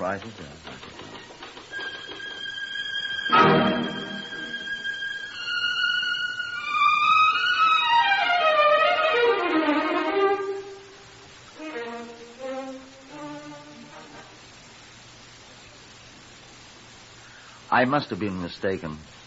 The first day, the 17th of July, that my description of the dead woman's remarkable clothing was received by all stations in the Metropolitan District, for all policemen to chuckle at me, the first day it was published in the London daily newspapers, I had a visitor. Good afternoon, sir. I should like to speak to Chief Inspector Patrick Bull, if you please, sir. I'm Chief Inspector Bull, madam. Oh, how do you do, sir? I come about the advert. Advert? The one in the Express, sir. The one about the ladies' clothing. Oh, yes, indeed, indeed. I seen her, sir. I saw her. Oh, you did? And you recognized those clothes? That I did, sir. Quite fashionable, aren't they? What's she done, sir? Is she on the jam lout? I always thought I'm that sure she was... I don't know whether she's a shoplifter or not, madam. And where did you learn that term? Now, look here, mister. Don't think to put your great fat hairy hands on my shoulder. I come here to give you some information you was asking for. And might I explain that you ain't got nothing on me? Nothing at all, kind sir. Well, I'm sure I beg your pardon, madam. Granted. I was asking a civil question. What's she wanted for? So far as we know, madam, she's not wanted for anything, I assure you. Would you just as least not call me madam? My name is Miss Hildebrand, Hortense Hildebrand, if you must know. I sell newspapers on the corner of Inner Park Road and Parkside, Wimbledon, sir. That's how I happened to see this advert of yours, and thinking there might be a bit of spare cash in it. There's no reward offered, and, Miss Hildebrand... Well, in that case, I may as well be back to my work. I am prepared to offer... £1, I'll take it. Thank you. Well, now perhaps you'll tell me who this young woman with the extraordinary clothes is. I don't know who she is, I'm sure. What? Now, sir, I don't know what her name is. But I see her quite often near my corner, and I seen her the day before yesterday. The 15th, just like it says in the advert. Having knowledge of the name. I don't have any idea of the name. And movements, I can describe them to you as of 10:30 on Monday, July the 15th as ever was. And I was talking to her for full 5 minutes just before it started to rain. And to that I'll take my oath. Go on, please, miss. Hildebrand, Hortense Hildebrand, sir. What did you talk about? Lord love you, sir, I couldn't get my mouth open. She done all the talking. What did she talk about? About money, sir. Money? And men, or a man, I mean. What was his name? She didn't say, sir. But he was trying to borrow some money from her, she was saying. Said she wouldn't find her giving money to a man. Not her, she said. Not a wooden threepence, to which I agreed. Yeah? She showed me her handbag. Oh, that gorgeous cycleman one in the advert, sir. And... Yes? She must have had £50 in it, sir, as well as about £1.50 of hard money. I fair goggled at it. I hadn't seen that much ready money since my aunt died. She had 2 insurance policies. Will you tell me more about this young woman, please? Well, then it started to rain, and she said, oh, bother. But the man came up. What man? The man that wanted to borrow the money, I expect. So she says, good night, Miss Hildebrand, and I hopped in the van and they came away together. What's this about a van, please? Oh. Well, it was a little van. It looked like it had been, I don't know, Morris Minor or an Austin 7 with a van body built onto it. And it was green. I could see it was green. And did you see the man? No, sir. I couldn't see him. You're sure it was the woman described in the advertisement? Lord love you, sir. I see her at least once a week. And I couldn't forget them clothes, could I, with that red hair? Well, thank you very much, Miss Hildebrand. You've been of great assistance. I'm sorry you don't know her name. No, sir, I don't. I hope you get her, sir. I never liked her looks. What did you say she'd done? She's dead, madam. Oh! Lord love and dust, the poor thing. Who killed her? Which was precisely what I wanted to know, I reflected morosely as Miss Hortense Hildebrand waddled out the door of my office, mopping up tears. Well, anyway, I had our unknown victim located a short time before she met her death in the neighborhood of where she was murdered. But the green van sounded like the title of a song I remember from my youth. My Diane of the green van. Yes, seriously now, there must be at least 10,000 green vans in London. Then the door was pushed open again, and Miss Hildebrand was back. I remembered something else, Inspector. Oh, and what this time, Miss Hildebrand? About the van, sir. What about it? It had a shoe on it. A what? A great shoe. Like you wear on your feet. Painted on the side. Well? So all you have to do, sir, is find a green van with a shoe on it, look inside, and there'll be your murderer, sir. That's all.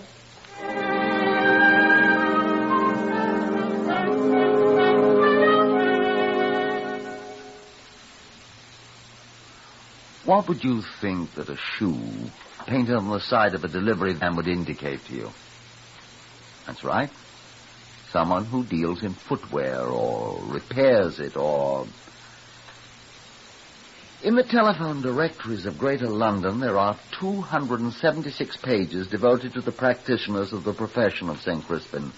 The number of shoe shops, bootmakers, cobblers, cordwainers, and dealers in leather findings is astronomical, and amongst all of them, there are probably 3 who operate a small green delivery van with a shoe painted on its side.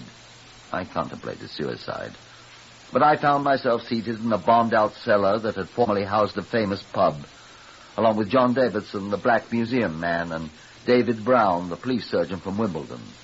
I drank beer, Brown imbibed ginger beer. John Davidson, not to be outdone, drank both. Shandygaff, my friends, is pure nectar, and that brochure.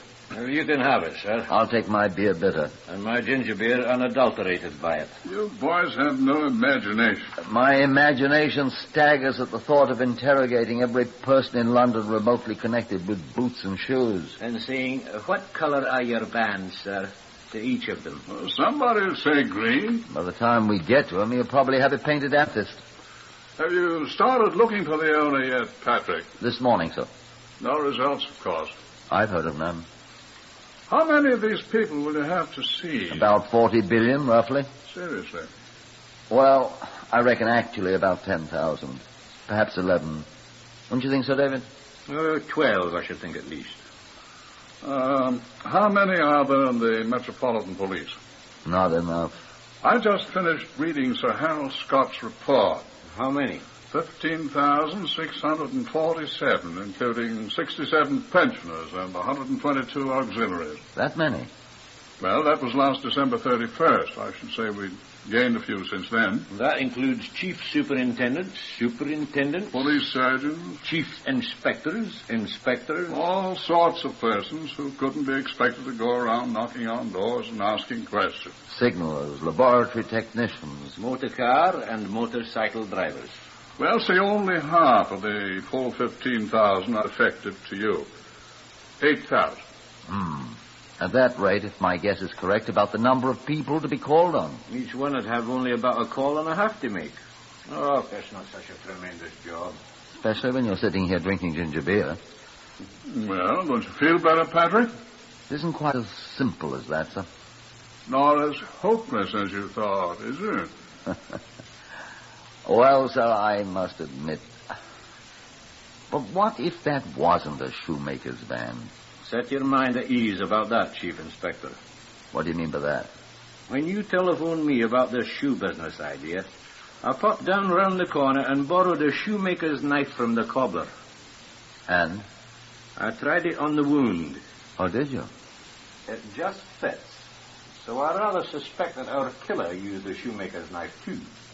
Has your cobbler a green delivery van? Have another shandygaff, sir. How's your advertisement going, Patrick? Only the one reply, sir. Miss Hortense Hildebrand. And she doesn't do so well on names, sir. No, she didn't know the girl's name nor the name on the shoemaker's green van. Too bad you can't find the girl's name. Might save us a lot of trouble and effort. How? Some of her friends might have an idea who the man is. The man with the shoemaker's knife. Oh. You know, those clothes of hers. How a woman dressed like that could escape notice wherever she went. Fantastic. I could tell you how clothes like that might escape a great deal of attention. How, sir? How, sir? Well, if they were worn where other women wear clothes of the same general appearance. Where would that be, sir? Now, let me make myself clear. I'm not an expert on the kind of clothes worn by... By whom, sir?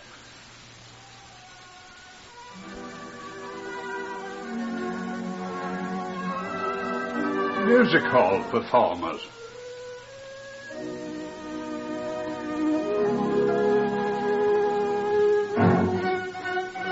A music hall performer. Of course.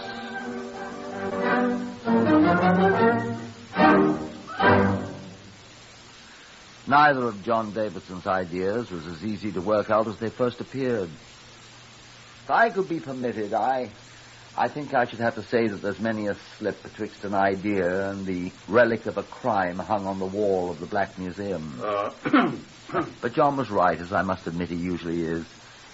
Took many days of hard work to ask about the green van of all the names listed in the telephone directory. I would have been inclined to give up and start afresh, but Miss Hortense Hildebrand knew what she had seen and was quite vocal about it. I know what I saw, Governor. I saw the red-headed girl with the artificial rhododendron climbing into the little green van. And drive away, she said. And drive away. But I don't know her name, sir. On the 26th day of our quest, after 3,165 firms had told investigating policemen that they either had no green delivery van or had one of the wrong size and general description, I received a telephone call from a constable who had been making inquiries in Putney. Is that Chief Inspector Bull, sir? Yes, it's Bull here. It's Constable Beeler here. Who? Beeler, sir. Constable Beeler from the communications room. Yes. I was assigned to go out and ask questions, sir. I'm afraid many of us have that job. And Yes. I found him out, sir. What's that? Yes, sir. He's a Mr. Colfax, sir. Colfax. He's a music hall proprietor here in Putney, sir. Putney. Yes, sir. The woman's name is Sheila Colfax, sir. She's his daughter, and... You mean the dead woman? Yes, sir. Now, I asked him, sir, if he knew who killed her, sir. How would he know who killed her? Well, I don't know, sir, but I thought I'd ask him. What did he say? He said he didn't know, sir. Well, bring him in here. Yes, sir.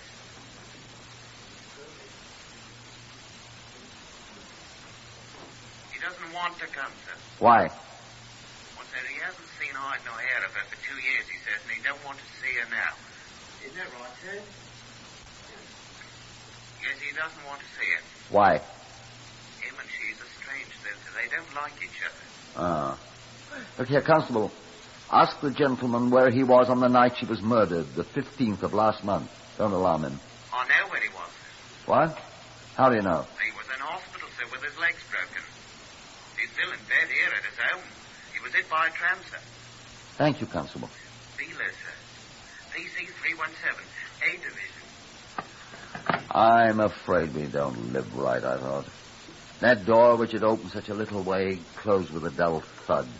And Constable Beeler and all the others went on with their questionings about the green van with a shoe painted on its side.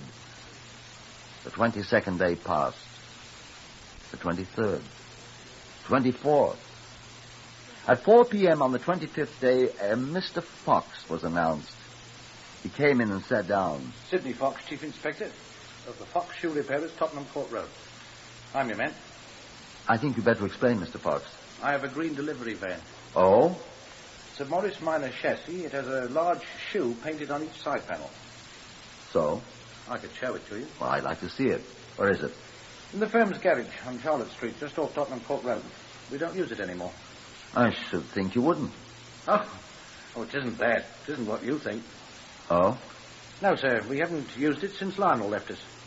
And who's Lionel? Lionel was our delivery man. And where is Lionel?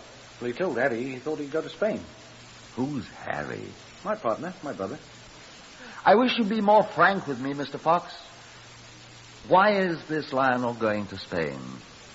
Did he leave your employ of his own accord, or did you discharge him? Well, I'll tell you, Inspector. Lionel stole, let us say, embezzled, a sum of money from us, a considerable sum. I see. I finally set a certain date for him to return the money he had taken or be turned over to the police. What was that date?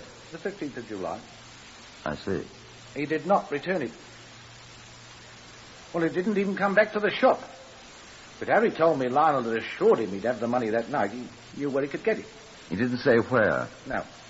How had your brother seen him if you hadn't, Mr. Fox? We always allowed Lionel to keep the van at night. He and Harry both live in Euston, and he always drove Harry home at night and back to the shop mornings. Where did he keep... He kept the van in his own garage.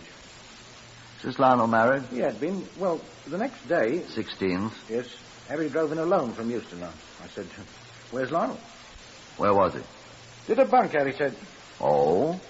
Harry said about 6 in the morning, Lionel came to his house and waked him. Said he was sorry. He got some money, but it wasn't enough. Told Harry he was leaving. Going to Spain, he said.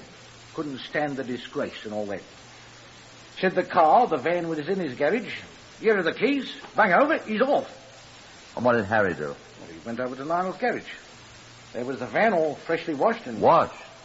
And Harry drove it in. We've kept it in our own garage ever since. If Harry wants a ride home, he can buy one. And where was this Lionel going to get the money to repay you, Mr. Fox? The money he didn't get, so he washed the car so carefully and went away to Spain. Well, from his wife, I suppose. His former wife. We saw her quite often. Oh? Daughter of a rich theatre owner in Putney. What was her name? Colfax, I think. Come along, Mr. Fox. Let's go and have a look at your green van.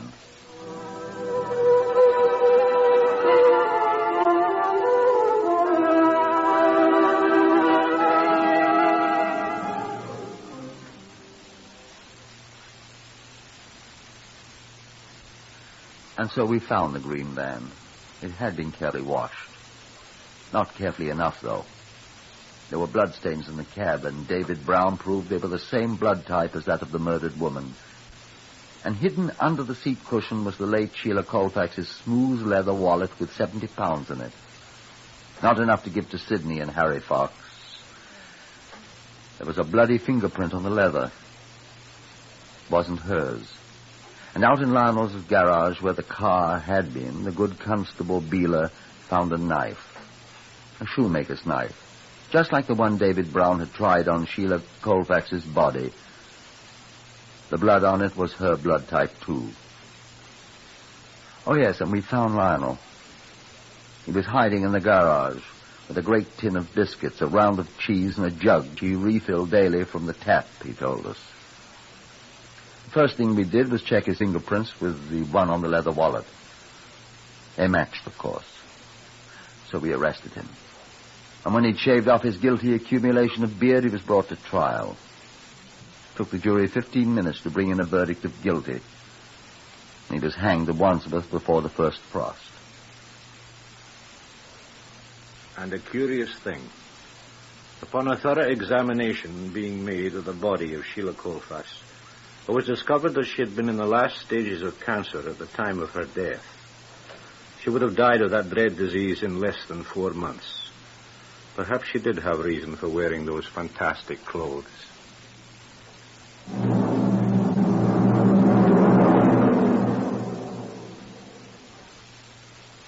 Heard on Whitehall 1212 today, Horace Braham as Inspector Bull. Others in the order of their appearance were Harvey Hayes, Pat O'Malley, Beulah Garrick, Lester Fletcher, and Guy Spall. This is Lionel Rico speaking. Whitehall 1212 is written and directed by Wyllis Cooper.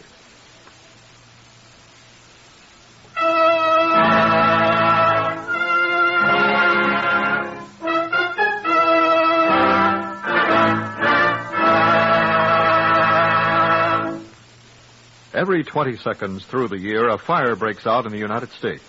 These fires kill 11,000 persons each year, disfigure for life or severely burn thousands more, and destroy $7 million worth of property. Protect your homes from fire by following these simple rules. Don't smoke in bed or throw away lighted cigarettes.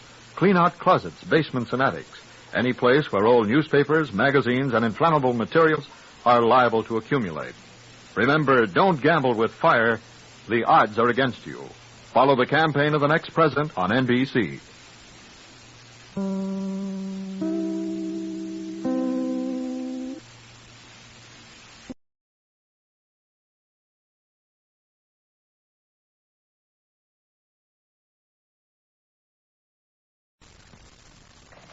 Whitehall 1212. This is Scotland Yard.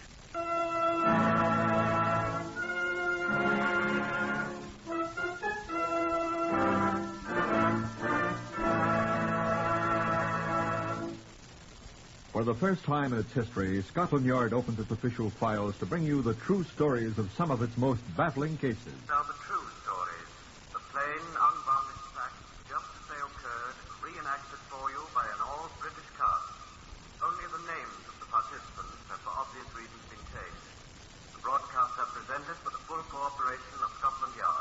Research for Whitehall 1212 is provided by Percy Hoskins, Chief Crime Reporter for the London Daily Express.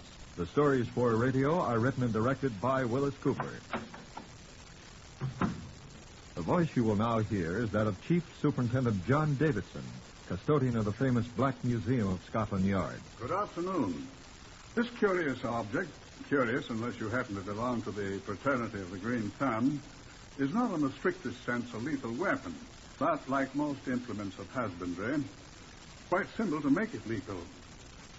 This thing, if I may be permitted the somewhat citified form of nomenclature, is used in the eradication of weeds in a garden or elsewhere. It operates something like this, I'm given to understand. Certain substance, a powder, placed in here. The nozzle, observe the nozzle, is then placed in juxtaposition with the aforesaid weed. The handle here is pushed vigorously, like this, and a cloud of the substance is ejected onto the weed, which thereupon perishes miserably. Such a device could be, and sometimes is indeed, equally fatal to human beings, for the powder it dispenses is arsenic. Inasmuch as the former owner is no longer extant, having been hanged by the neck until dead, I shall ask Superintendent Frederick George Abbott to relate the essential facts of case number 87-300. Superintendent Abbott has been retired from the CID for many years and is now in poor health. You will hear his voice as it must have sounded at the time of this case some 30 years ago.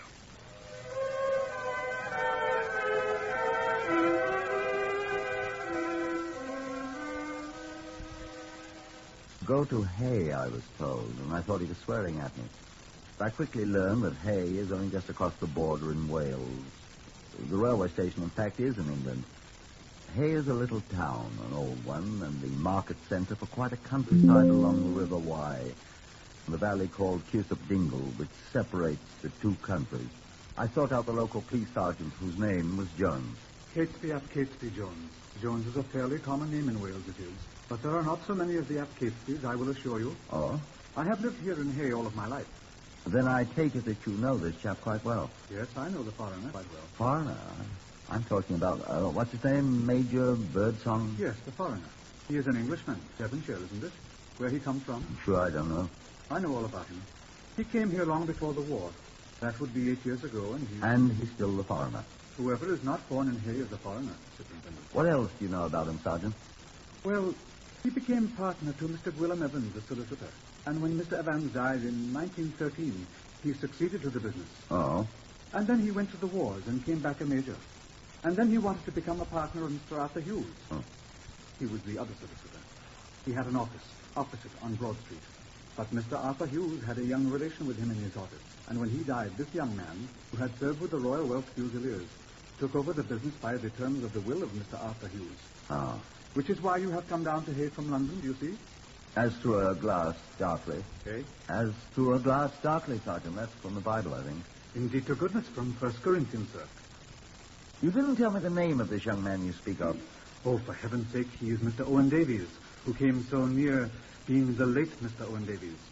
I thought it was a maid in Davies' house who almost died. That is true, of course. But if Mr. Owen Davies had eaten one of the chocolates, he might have been made ill, and he might have died, Superintendent. But he didn't. God be thanked. You're certain these chocolates were poisoned? Dr. Llewellyn examined them, Superintendent. But why do you suspect this Major Birdsong Jones? You don't know the chocolates came from him, do you? Who else would have a motive? And besides, isn't he a foreigner?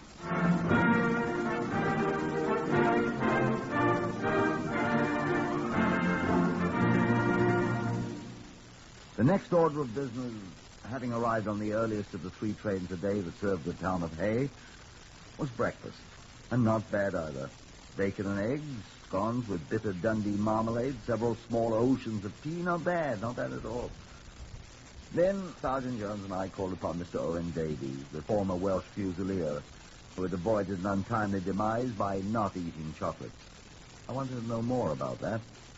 No, sir, I don't know where they came from. Well, Mr. Davies, isn't it just a trifle unusual? I know where they came from. Some shop or other in London, but who sent them, I don't know that. Oh. Well, where do you think they came from? Well, I thought my wife bought them, I suppose. And indeed, to goodness, she thought Mr. Owen Davies had bought them, Superintendent. So you tucked into them without asking anyone, eh? I didn't eat any, Superintendent. Neither did my wife. It was the maid, Gladys Powell. The maid, she ate one. And became violently ill. And it was arsenic poisoning. Dr. Llewellyn diagnosed and he called me. Did she die? By the grace of the Lord, no. But she was a very sick little girl. Serves her right. Stealing chocolates. Oh, I'd hardly call that stealing, Mr. Davies. She'll not get another opportunity in my house. Sacked her. And what made you suspicious of this other chap, Major Birdsong? Is that his Kindly name? don't pronounce his name so loud, officer. Oh, no. Can you hear me? He is looking at us this very moment, Superintendent. What? Where? Sit still, I beg you. His office is directly across the street. Oh, you mentioned that, didn't you, Jones? He is looking out of his window at us this moment. Eh? Can see us then? Aye. You're sure he has no idea that he is suspected? I am sure of that, sir. Strikes me it's an awfully thin case against him, Jones. After all you have is the fact that he lost out on gaining this business. Hope the fellow's smiling over here, waiting. He'll be coming over here any minute now. No, Birdsong. Oh, you're on good terms, eh? One has to be. He's wondering who you are, Superintendent. No, he doesn't look very dangerous. I'm not so sure. Look here, I came here to investigate an attempted murder, Mr. Davies. I'm beginning to believe that I'm wasting my time talking about a sordid little case of business jealousy or something like that. Oh, no. We don't think so, sir. Well, I know you don't think so, Jones. Superintendent, you don't understand. I don't like these village feuds. Well, I must admit, Superintendent, you might think that is what is upsetting us. I do. But it is more than that, sir. Major Birdsong owes me and one of my principals a large sum of money which I have been pressing him to pay. Yeah? And Major Birdsong has been quite insistent that he cannot pay the sum, which, as I say, is quite considerable. Is that a motive for attempting murder? Well, Major Birdsong is a very violent man. Like so many small men, he's a very violent man. Indeed, yes. Has he threatened you? He has indulged in some very violent language. Seems friendly enough now. Still afraid of him. And I, too, Mr. Davies. May I ask why? It's a long story. Tell us. Well, he lives across the border at Mayfield and Chusa Dingo. Across the border, sir, in England. Well, that's not so very reprehensible, Mr. Davies. Except to a Welshman. That's not the point, Superintendent. What is then? The man has rather extensive lawns and gardens at his home. And to hear him tell it, life with him is a continual battle with weeds. Well, most He gardeners... carries on a continuous war against weeds, quite savage, He works Superintendent. harder destroying weeds than he does at his office. Yes, with arsenic, weed killer, Superintendent. He's the only man in the village who keeps a stock of pure arsenic on hand, Superintendent. How do you know that? From my father-in-law, the village chemist, who sells it to him. Are you happily married, Mr. Davies? Why, I hope you are. Why? You just said that your wife's father also deals in arsenic, sir. In wholesale lots.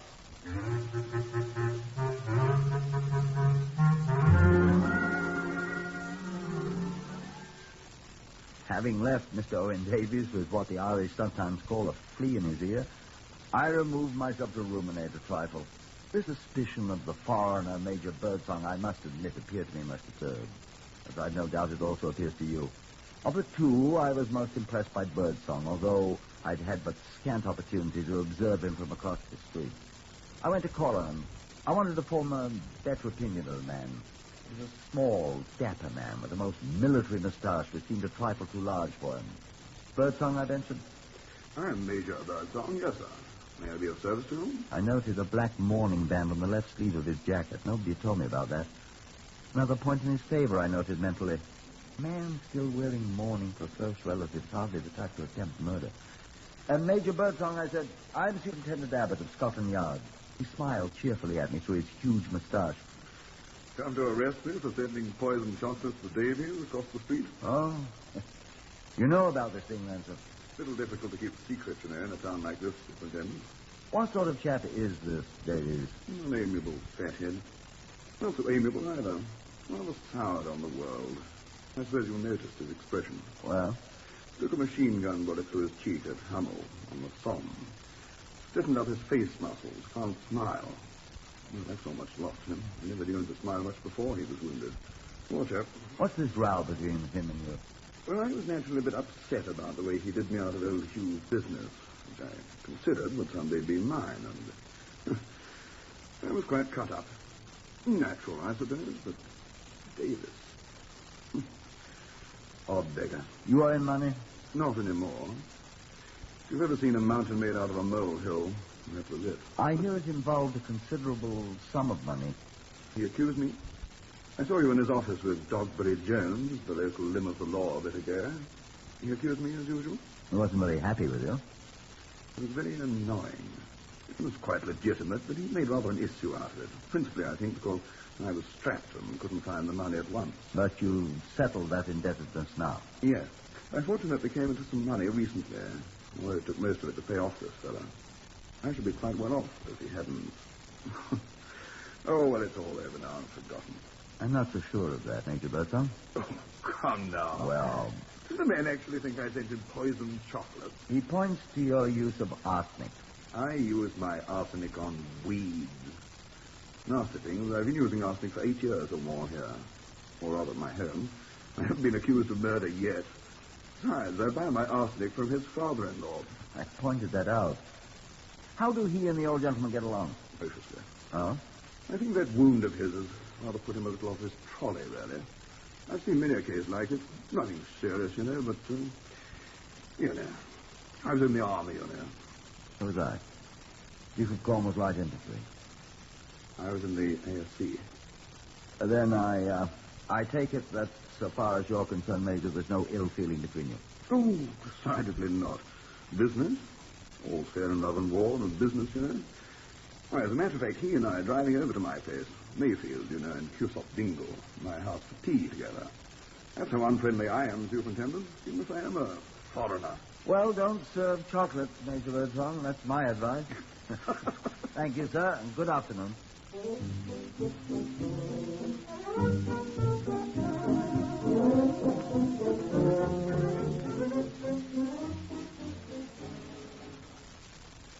Much later in the afternoon, I sat in the saloon bar of the Red Dragon with Sergeant Catesby, F. Catesby Jones, and Dr. David Llewellyn, the local doctor who had diagnosed the illness of Davy's maid as arsenic poisoning.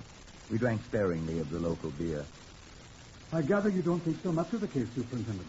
I've seen and heard very little so far to convince me that your Major Birdsong's a potential murderer, Sergeant Jones. Well, Gladys Powell was certainly poisoned by arsenic, sir, as Dr. Llewellyn can tell you himself. There is no doubt of that, Superintendent. If I had not taken prompt preventive measures, she would be dead this minute, so she would. Who supplied the poison, Doctor? I know of no place in this vicinity where arsenic is kept except at Birdsong's. And the chemist? Well, yes, that's the chemist. Who is Owen Davy's father-in-law? That is so.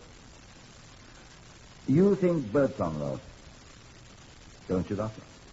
Dr. Llewellyn, I'm thinking perhaps Superintendent should know about Mrs. Birdsong. What about her? She died. Is that why he's wearing the mourning band on his sleeve? It is. Recent, then? Quite. Mm-hmm. Did she leave him some money? She did. That is where Major Birdsong got all the money to pay Mr. Owen Davies. And just in time. Oh. What'd she die of? Sergeant, you're not drinking your beer. Pour some of it in my glass. Here, let me get you one. No, this is quite enough. I do not indulge very often. Thank you, Catesby. Here, let me... No, Superintendent, thank you. You were talking about Mrs. Birdsong, Doctor. Yes. She was the one in the family who had the money. Birdsong never had anything. Not a farthing. Not till she died. Correct. Mrs. Birdsong had always been a little, shall I say, unstable. I was her physician, you see. About a year ago, she developed certain symptoms. All right, Doctor. What kind of symptoms? Her mind. Oh. And at last, I, together with Dr. Thomas Rattray of Carmarthen, an old and valued friend of mine, and an excellent man, certified her as insane. She was in an asylum at Gloucester for some 7 months, Superintendent. She died there? No. She recovered rather well. Not completely, you understand, but legally sane. Legally? What do you know about this, sir? Indeed, I know all about it, sir. She was brought home to Cusop Dingle, Mayfield, their home. Do get me another beer. I'm thirsty. I'll get it, sir. That is good of you, Catesby. About a month after she returned home, I must add that Major Birdsong was most insistent that she be released from the asylum. About a month later, she developed another symptom, physical symptom, and then she died. Here you are, Doctor. Oh, thank you, Catesby. You didn't say what sort of symptoms, Dr. Llewellyn. Abbott, I'm a true Welshman, and this man is an outlander, an Englishman. But I am also a doctor of medicine, and I have taken the oath of Hippocrates, and I will not suborn myself. He is a foreigner, but I can't help that. I know that, sir. Where is my beer?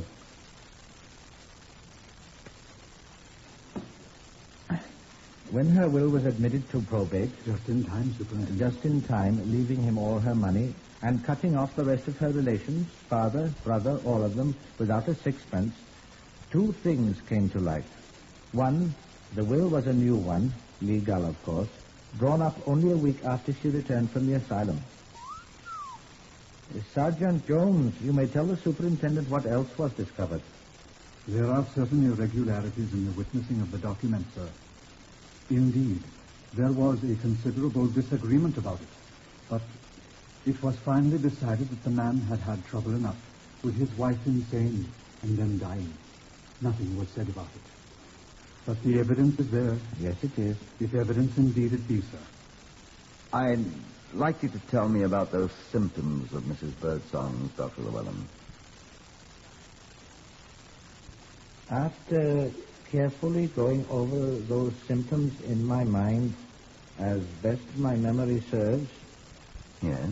and in the light of certain recent occurrences of which you are now aware, Get on with it, Doctor. I am prepared to state that her symptoms might, mind you, have been those of arsenic poisoning. But you cannot prove that, Doctor. A post-mortem examination could, Superintendent. You realize what that would mean? Shall the wicked escape while the hunters rest?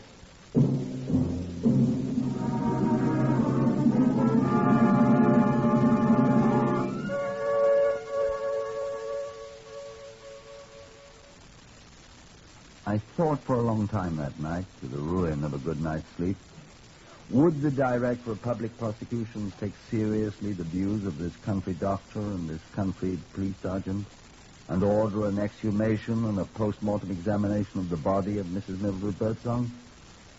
Or would they consider me a gull, a too ready believer in gossip? I fell asleep after a long time, and I was awakened by the clatter of a bell in my ears. Telephone. Hello? Is that Superintendent Abbott? Yes. This is Superintendent Abbott here. Who? Sergeant Catesby of Catesby Jones here, sir. Who? Oh. Hello, Jones. What on earth? Sir, I would never think of waking you at this hour of the morning. What time is it? 4:26. 4:26. In the morning? Yes, sir. Sir, I wouldn't have waked you up if it had not been for Dr. Llewellyn, I assure you. Dr. Llewellyn, what's the matter with Dr. He'll talk to you, sir. He's right here, Dr. Llewellyn. Where are you? Police station? Hello, Abbott. That's you? Llewellyn here. Yes, this is Abbott, Doctor. What's happened? We're at Mr. Owen Davies' home, Superintendent. Davies? Has he been hurt? No, he is very seriously ill. Ill? What's the matter? I think I got here in time. What's the matter? You remember he went to tea at Major Birdsong's last night, Abbott? Yes, of course. He was taken extremely ill here in his home. But what? He has had nothing whatever to eat since leaving Major Birdsong's home. What are you trying to tell me, Doctor? About his symptoms, Superintendent. They're exactly the same as those of the maid Gladys Powell and of the late Mrs. Birdsong. Arsenic poisoning.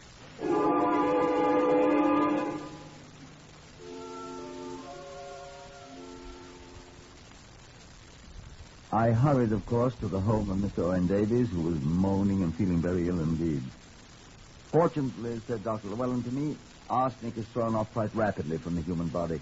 So he's in scant danger now, but it might very easily have been fatal.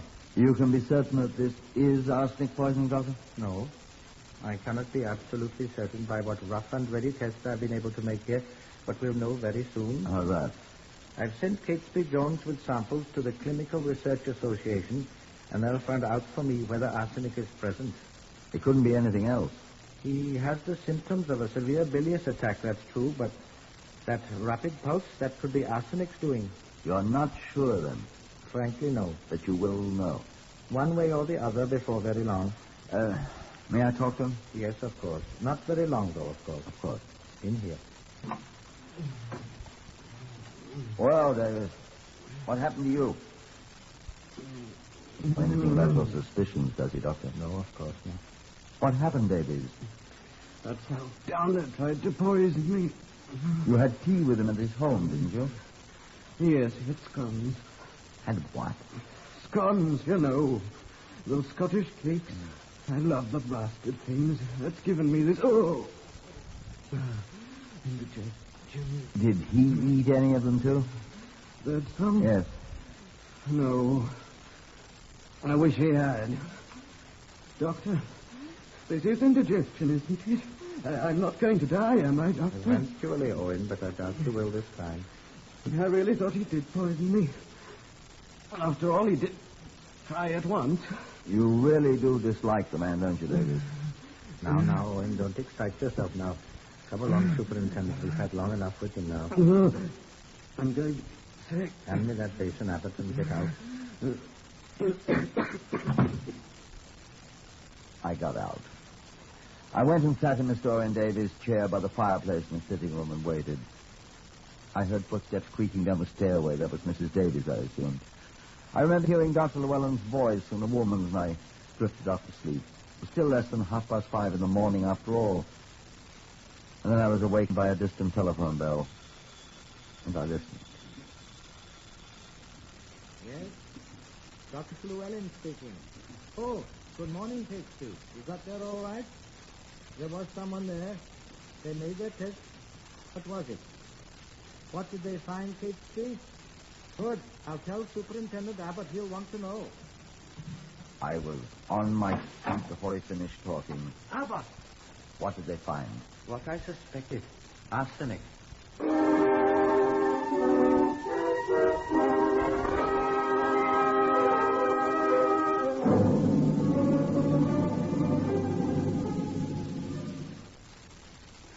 John Davidson here, Black Museum, you know. Superintendent Abbott's mind was, of course, made up. He petitioned the Director of Public Prosecutions for an exhumation order on the body of Mrs. Mildred Birdsong. He also arrested the Major for the attempted murder of Owen Davies. I expect you want to know how the arsenic got into the poisoned chocolates that were intended for Owen Davies and presumably into the poisoned scones. You remember that squirt gun affair that Superintendent Davidson showed you in the Black Museum? Sergeant Catesby ap Catesby Jones, who had kept the remainder of the poisoned candies, went over the Cusop Dingle to Birdsong's home, Mayfield. Tell us what you did, Sergeant. I brought back that same squirt gun. It was still half full of arsenic, and tiny holes in the bottoms of the chocolates matched the nozzle of the thing perfectly. The arsenic had been injected into the candies, by goodness, and it was Major Birdsong's weed gun that had done it. For indeed to goodness, there were small traces of chocolate on the nozzle of the thing. And so, indeed to goodness, we charged him with that, too. But we knew he couldn't be hanged for an unsuccessful murder, of course. And so did the Major himself. And so he sat in the village jail until the justice of the peace could see him. Until the late evening of that rainy day a week later. The body of Mrs. Birdsong was exhumed at 6 in the morning. It was taken to a 400-year-old stone house not far from Cusop churchyard where she had been buried. And there waited Norman Kirby, the Home Office pathologist, with Dr. Llewellyn and me. I stayed outside. At 4 that afternoon, Llewellyn came out. Well, Dr. Llewellyn, I said. We found it. Enough. Some of the internal organs are fairly solid with it, Superintendent. We found, or rather Norman Kirby did, and he had the reagents to prove it, found nearly 3.5 grains of arsenic months after she was buried. A jury can't mistake that, my boy.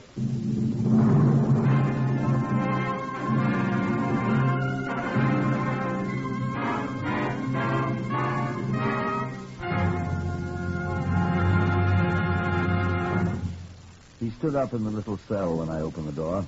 Albert Birdsong, I said, I arrest you on the charge of the willful murder of your wife, Mildred Clark Birdsong. Correct. And I warn you that anything you say will be taken down in writing, may be used in evidence. Do you have your notebook, Sergeant Jones? Indeed, to goodness I do, sir. I'll make a statement. Yes, I killed her. I killed her because I had to have the money. I had to pay that... No point in calling names, is there? That fellow townsman of mine, Owen Davies. I'm sorry, but she wasn't much use anyway. I mind, you know. It's a pity, but I had to do it. That's long and short of it. I'm sorry about Davies. I'm sorry I didn't succeed. He richly deserved it. After all, it was on his account I killed Mildred, Inspector. Why not hang him instead?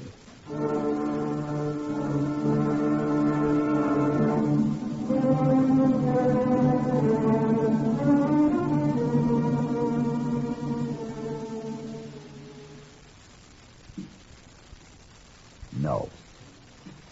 The jury at the Summer Assizes at Hereford, the murder was committed at their home in England, not in Wales where his office was situated. That jury recommended that Albert Birdsong himself be hanged, and so he was.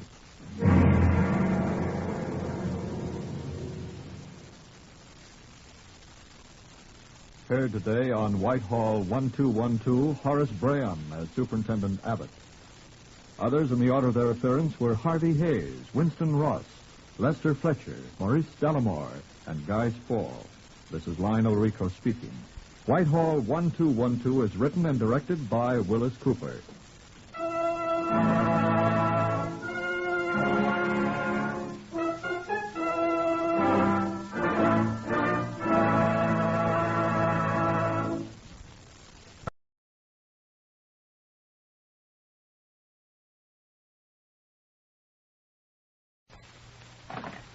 Whitehall 1212, quickly. This is Scotland Yard.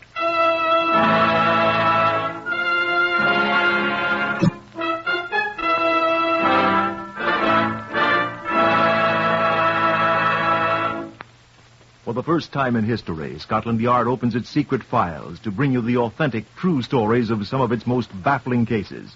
These are the true stories, the unvarnished facts, just as they occurred, reenacted for you by an all-British cast. Only the names of the participants have for obvious reasons been changed. The stories are presented with the full cooperation of Scotland Yard. Research on Whitehall 1212 is prepared by Percy Hoskins, chief crime reporter of the London Daily Express. The stories for radio are written and directed by Wyllis Cooper. Here are the participants in case number 604MR530 from the official files of Scotland Yard. Leo M. Stefanovich, former member of the Polish Navy. Yes, I deserted the Navy. Marian Konieczki, who'd fought in Spain. What I am interested in is money. Kazimir Kashuba, who was found dead. Albert Stevens, the copper's narc. It's a living. Superintendent Alistair Watkins of Scotland Yard. I must warn you that if you expect high adventure in Limehouse or sinister Orientals lurking in dark byways, you'd best turn off your wireless now. We're quite ordinary people at Scotland Yard. Professional policemen, catchers of criminals, and we don't go in much for the picturesque, the way we're sometimes pictured. However, if you'd like to see how we proceed upon a case, I'll ask you to step inside our Black Museum and meet the man in charge of it. Come in. This is Chief Inspector John Davidson, who's in charge here. How do you do? I'm afraid that the so-called Black Museum is neither black nor a museum, nor is it the Grand Guignol. We have here a large number of guns, knives, other weapons which have been used in crimes. We have also disguises, clothing, exhibits of all sorts that have helped in solving many of these crimes. I think you ought to explain, John, why we keep these gruesome relics. Yes, indeed. They're here for a purpose quite removed from idle curiosity. They're principally for the use of the men of Scotland Yard in studying crime techniques and exemplars of crime methods. They bring to life the cold words contained in our files, and the most useful as well as graphic. For example, in this case, Superintendent Watkins is reenacting for you. Now, this is a bullet that killed a man. It was fired from this gun, 32 caliber Waltham automatic pistol. And it was Scotland Yard's job to prove that. And this, the top of an ordinary mechanical pencil. This was a very important bit of evidence. Just a cheap little metal pencil. It wasn't cheap for the man who lost it, John. Well, it cost him his life, you see.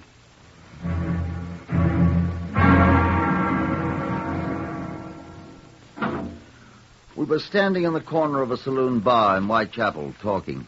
Albert Stevens, the copper's narc, and me. I expect you don't know what a narc is. N-A-R-K.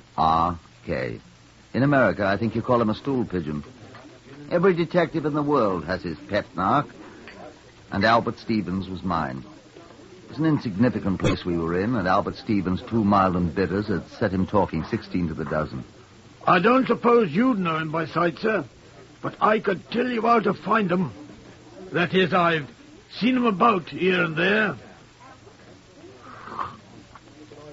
It's American cigarettes they're handing now, but they ain't got many left. And when they're sold out of them, they'll try something else. Have you got any ideas, Albert? No, sir, not yet. But it'll be something big, I'm sure of that. Do they know you, do you suppose?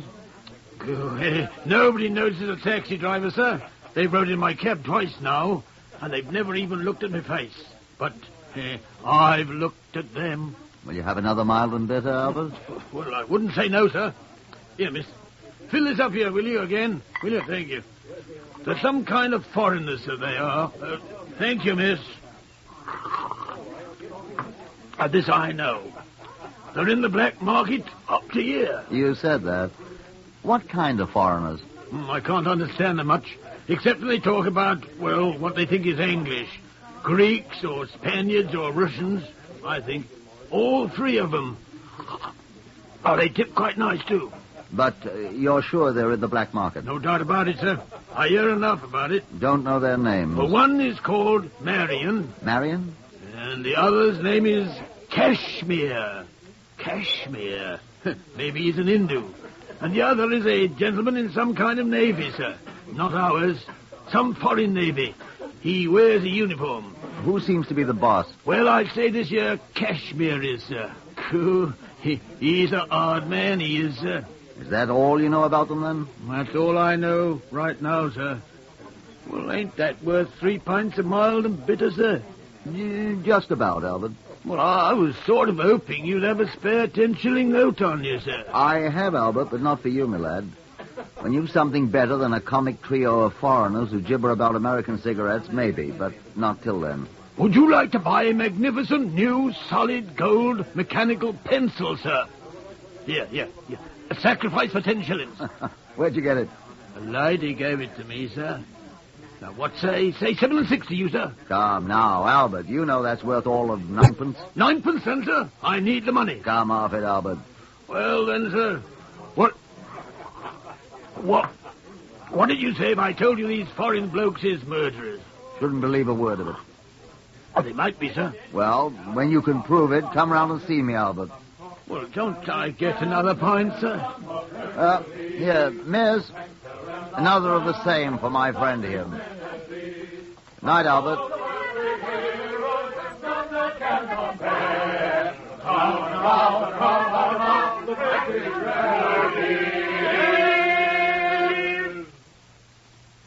Scotland Yard next morning, I walked leisurely down the long corridor on the second floor that leads to my office. A voice hailed me as I opened the door to my office, and I looked back. It was Detective Sergeant Llewellyn, a Welshman who had been a constable at the Wardour Street Police Station when I was a sergeant. Here was a welcome face. David, I said, I've not seen you in 6 months. Longer than that, indeed, Superintendent. It's 10 months, and I'm very glad to be seeing you. Where have you been? To the Army all this time, sir. I was seconded to MI5. Yes, I heard that. It was tiresome work, but now I'm back, thanks indeed to the Lord. Taking a well-earned rest, I expect. Oh, indeed, goodness, no. There's no rest for the wicked. I'm on a case already. Can we have dinner this evening, then? I'm not so sure, sir. What have they given you? Oh, a murder. Good bloody one? I've just seen the man. He's bloody enough, indeed. They found him shot to death in his car early this morning. Where? Chepstow Place, Notting Hill. The constable who found him in his car parked beside the curb thought he was taken with drink and sound asleep. But it was a .32 caliber bullet in the back of his neck and out the front of his head. Very gory. Know who he was? A foreigner, it seems, with the name of Kashmir Kasuba. Oh. Whatever's the matter, then? Do you know him? Come on in my room here. I don't know the chap, but I have an idea I know someone who does. Well, indeed, to goodness. Come on in. Come on in while I telephone. I've got his number in my book here. At least a number where I can reach him. Ah, here it is.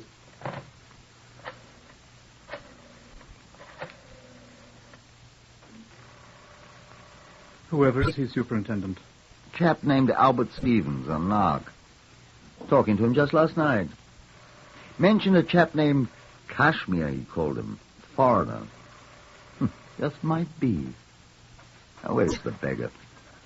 Every little bit. Yes? Who is it? Oh, hello. Is Albert there? Albert Stevens? He hasn't been home since yesterday morning. Who wants him? When he comes in, tell him to telephone Watkins. Watkins, got that? Hoskins? Watkins. Watkins.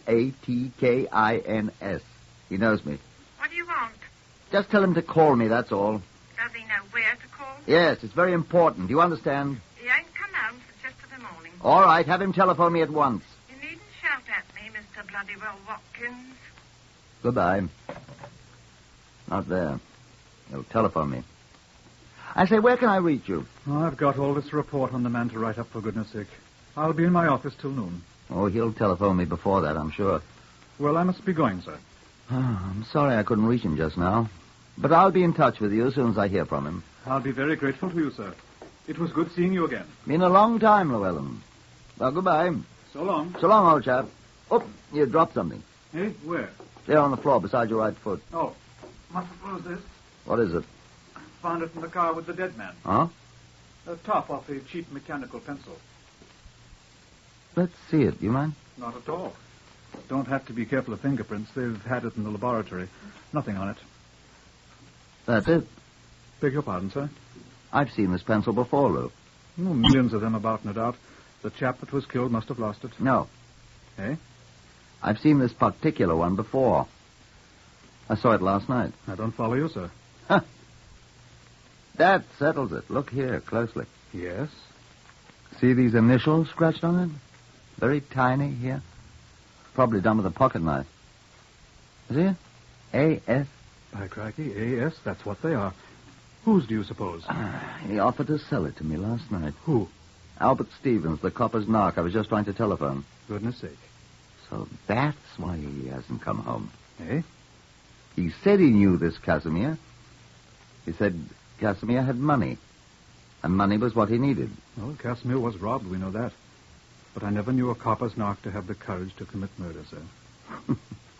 Why, I bought him the courage, old boy. 4 pints of mild and bitter.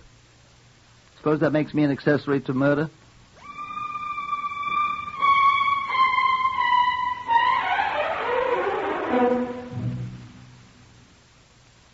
The constables who were dispatched to the home of Albert Stevens reported that he was still absent. At 11 next morning, he had not yet come home. His wife knew nothing of his whereabouts, nor did the garage people where he usually kept his cab. At noon, a teletype signal was sent to all metropolitan police stations giving a description of the man and the number of his cab, GLP 301. The same information was published next day in Metropolitan Informations, which goes to all police officers. There was no immediate response. Neither the man nor the cab could be found. By now, Superintendent Watkins had been officially assigned to the case, and on the morning of the 4th day, we held a strategy meeting in his office. He had some new information for me. They found the gun. Indeed, sir. They've been taking the car to pieces down at Hendon for us, you know. They found a .32 caliber Walther automatic pistol hidden in the lining of the top. Good. Our friend Casimir was killed by a .32 caliber bullet, you know. And ballistics assures me that this is the gun from which it was fired. Good. Fingerprints? What? Fingerprints? None. The ballistics say they're sure that more than one shot was fired from the gun. How could they tell that? There are 2 cartridges missing from the clip. And it seems they found too much powder fouling in the receiver and the barrel for one shot. I don't quite understand, but they're quite positive. They find more than one bullet? Only the one that went through Casimir's head. It was embedded in the dash of the car. Where's this other one, then? Somebody else's body, I expect. But whose, I say? Yes. Oh, blasted. Superintendent Watkins here. Hi, Watkins. Fletcher here, T Division. Hello, sailor. Look here, we found your man Albert Stevens. Oh, good. Found him. Oh. Where was he? Sitting in his taxicab. Where? At the bottom of the Thames. What? Near Wapping Old Stairs. One of our boats found him. Is he dead? Twice dead, old chap. Drowned and a bullet through his heart. Well, so that's where the other bullet went.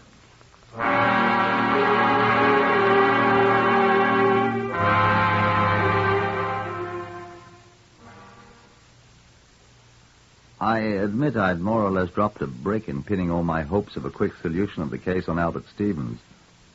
Llewellyn and I moved at once to realign our strategy. This was our estimate of the situation. It is possible that Stevens did murder Casimir, of course. Possible, but not probable. The forensic laboratory people, the ballistics people, say that the bullet they found in Stevens' body was fired from the same gun that killed Casimir. The .32 Walther automatic they found in the car. But then, who killed who? I suspect that since the gun was found in the car with Casimir, he was the last one shot, wouldn't you? Well, then, of course, Stevens couldn't have killed him. Right. Stevens must have been dead and at the bottom of the Thames when Casimir was shot. Then who killed Casimir? Obviously not Stevens. The forensic laboratory can tell us who died first, I hope. We know. How? The gun. It was with Casimir, remember?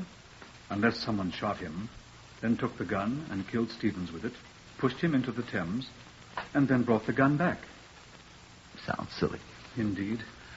Then who shot Casimir? One of Stevens' friends might have if he knew Casimir killed Stevens. Revenge. How do we know Casimir shot Stevens? Well, Besides, Stevens didn't have any friends. Except me. And I don't think I did it. His wife, perhaps? Yeah. Perhaps. Well, besides, how could she get that gun? No friends. None I know of. I knew Albert rather well. What? Casimir had friends, though. Albert told me about them. Who? A man named, woman's name, Marion. I don't know him. And a man who wears a foreign Navy uniform. Polish? Casimir was Polish, and a deserter. I suspect our man's a deserter, too. They were all mixed up in the black market, Albert said. What sort of black market, sir? Oh, all sorts, it appears. Why should they kill Casimir? Or Albert Stevens? Well, Albert, that's simple. They found out he was an informer, a narc. Why Casimir? Oh, people have been murdered for money before. Perhaps Casimir was cheating them. He was apparently the boss. Well, a crook who cheats a fellow crook is asking for it. Let's get on to Marion and the Navy officer. All we have to do is find them.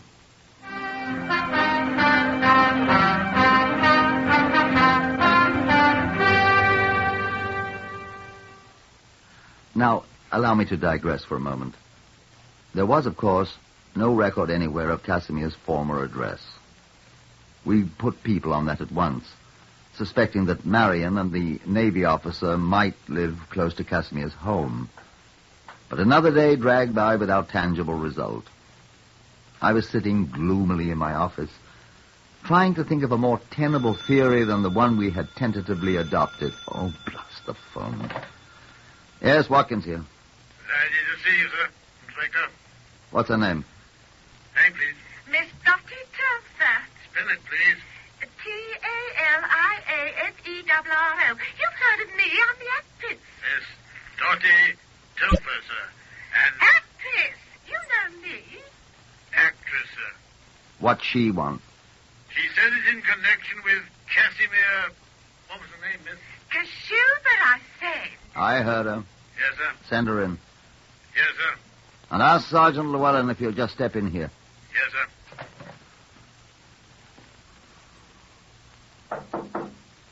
Come in. Good afternoon, madam. Are you Superintendent Watkins? I am. Sit down, madam. I thank you. You said you knew something about Casimir Kashuba. Yeah, I saw in the Express that he's dead. Extremely. And good enough for him, I'd say. You knew him? Yes. He was a crook. I'm afraid you're rather late in telling us that, madam. Well, I mean to say, What sort of dealings did you have with him? Why, I never had any. Well, I mean, he cheated me, and now he's dead. How am I going to get back the £17 I gave him? That's what I want to know. Why did you give him £17? Oh, excuse me, sir. Oh, come on in, Llewellyn. This is Miss Dottie... Telfer. I'm a music hall star at the Shepherd's Bush Empire. How do you do, madam? Sit down, Llewellyn. Seems Miss Telfer has given Casimir £17. Whatever for, miss? Well, I expect it was rather silly of me, but I couldn't resist it. Resist what? Well, I was having a late supper after the show last Tuesday, and there was a man, Kashmir Kashuba it turned out to be, sitting 2 tables away from me. That the first time you met him? Of course. Do you think that... On the table before him was the most magnificent handbag. Handbag? A woman's handbag, the kind I hadn't seen for simply years.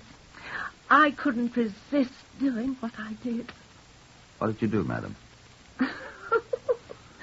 Oh, I know it's breaking the law, but isn't everyone in the black market? Not everyone exactly. Oh? Oh, well. I just stepped over to the table and introduced myself, and he gave me his name, and I said, would you mind terribly telling me where you got that adorable bag? I wanted one myself, you know. Black market. So, he said he manufactured them, and that I could have one if I liked. All I had to do was to give him £17, so that he could buy the special leather it was made of. And in a day or 2, I could call at his flat, and it'd be ready for me, do you see? And you fell for that old one? You called at his flat? Would you believe it? When I called, he professed never having seen me. He said he was not a manufacturer. He wasn't. And nothing I could say would make him give me back my £17 or the bag. And did you kill him then? I did not. Later, perhaps. I never killed anyone in my life. I'm a law-abiding... Will you give us the address, my dear law-abiding young woman? No, it's in Maida Vale somewhere. I think I have it here, in my shabby old handbag. Thank you very much, Miss... Telfer, an actress, I think you said, yeah. Well, that'll be all, Miss Telfer, and thank you very much. Come along, Llewellyn. Yes, but how am I going to get my £17 back? The man's dead You're now. not going to get it back, Miss Telfer. What? You're very fortunate. The black markets cost you only £17. It cost Casimir his life. Ready, Llewellyn? Within 20 minutes, a Scotland Yard car dropped us at the address in Maida Vale Miss Telfer, actress, had supplied us. We interviewed the proprietor of that dismal place, a cross-eyed young man in an unusually dirty waistcoat in the Red Mingus tartan. His name, he informed us, was Ian Kalbfleisch, and he had a cold. No, he ain't here. We're quite aware of that, my good man. He's dead. Did you murder him? No. Are you in the black market, too? No. May we see his room? Tain't his anymore. Whose is it, then? Another man. Who? An officer. Navy officer. Oh? RN, RNR, or RNVR? Not one of ours. Polish Navy. When did this Polish naval officer take the room, Mr. Kalbfleisch? Day after the murder. Oh, you know the day of the murder, then? I can read. Was in all the papers. Is this man here now? No. Will he return? He always has. Was this naval officer a friend of Casimir's? May I ask you where you got the pencil, sir?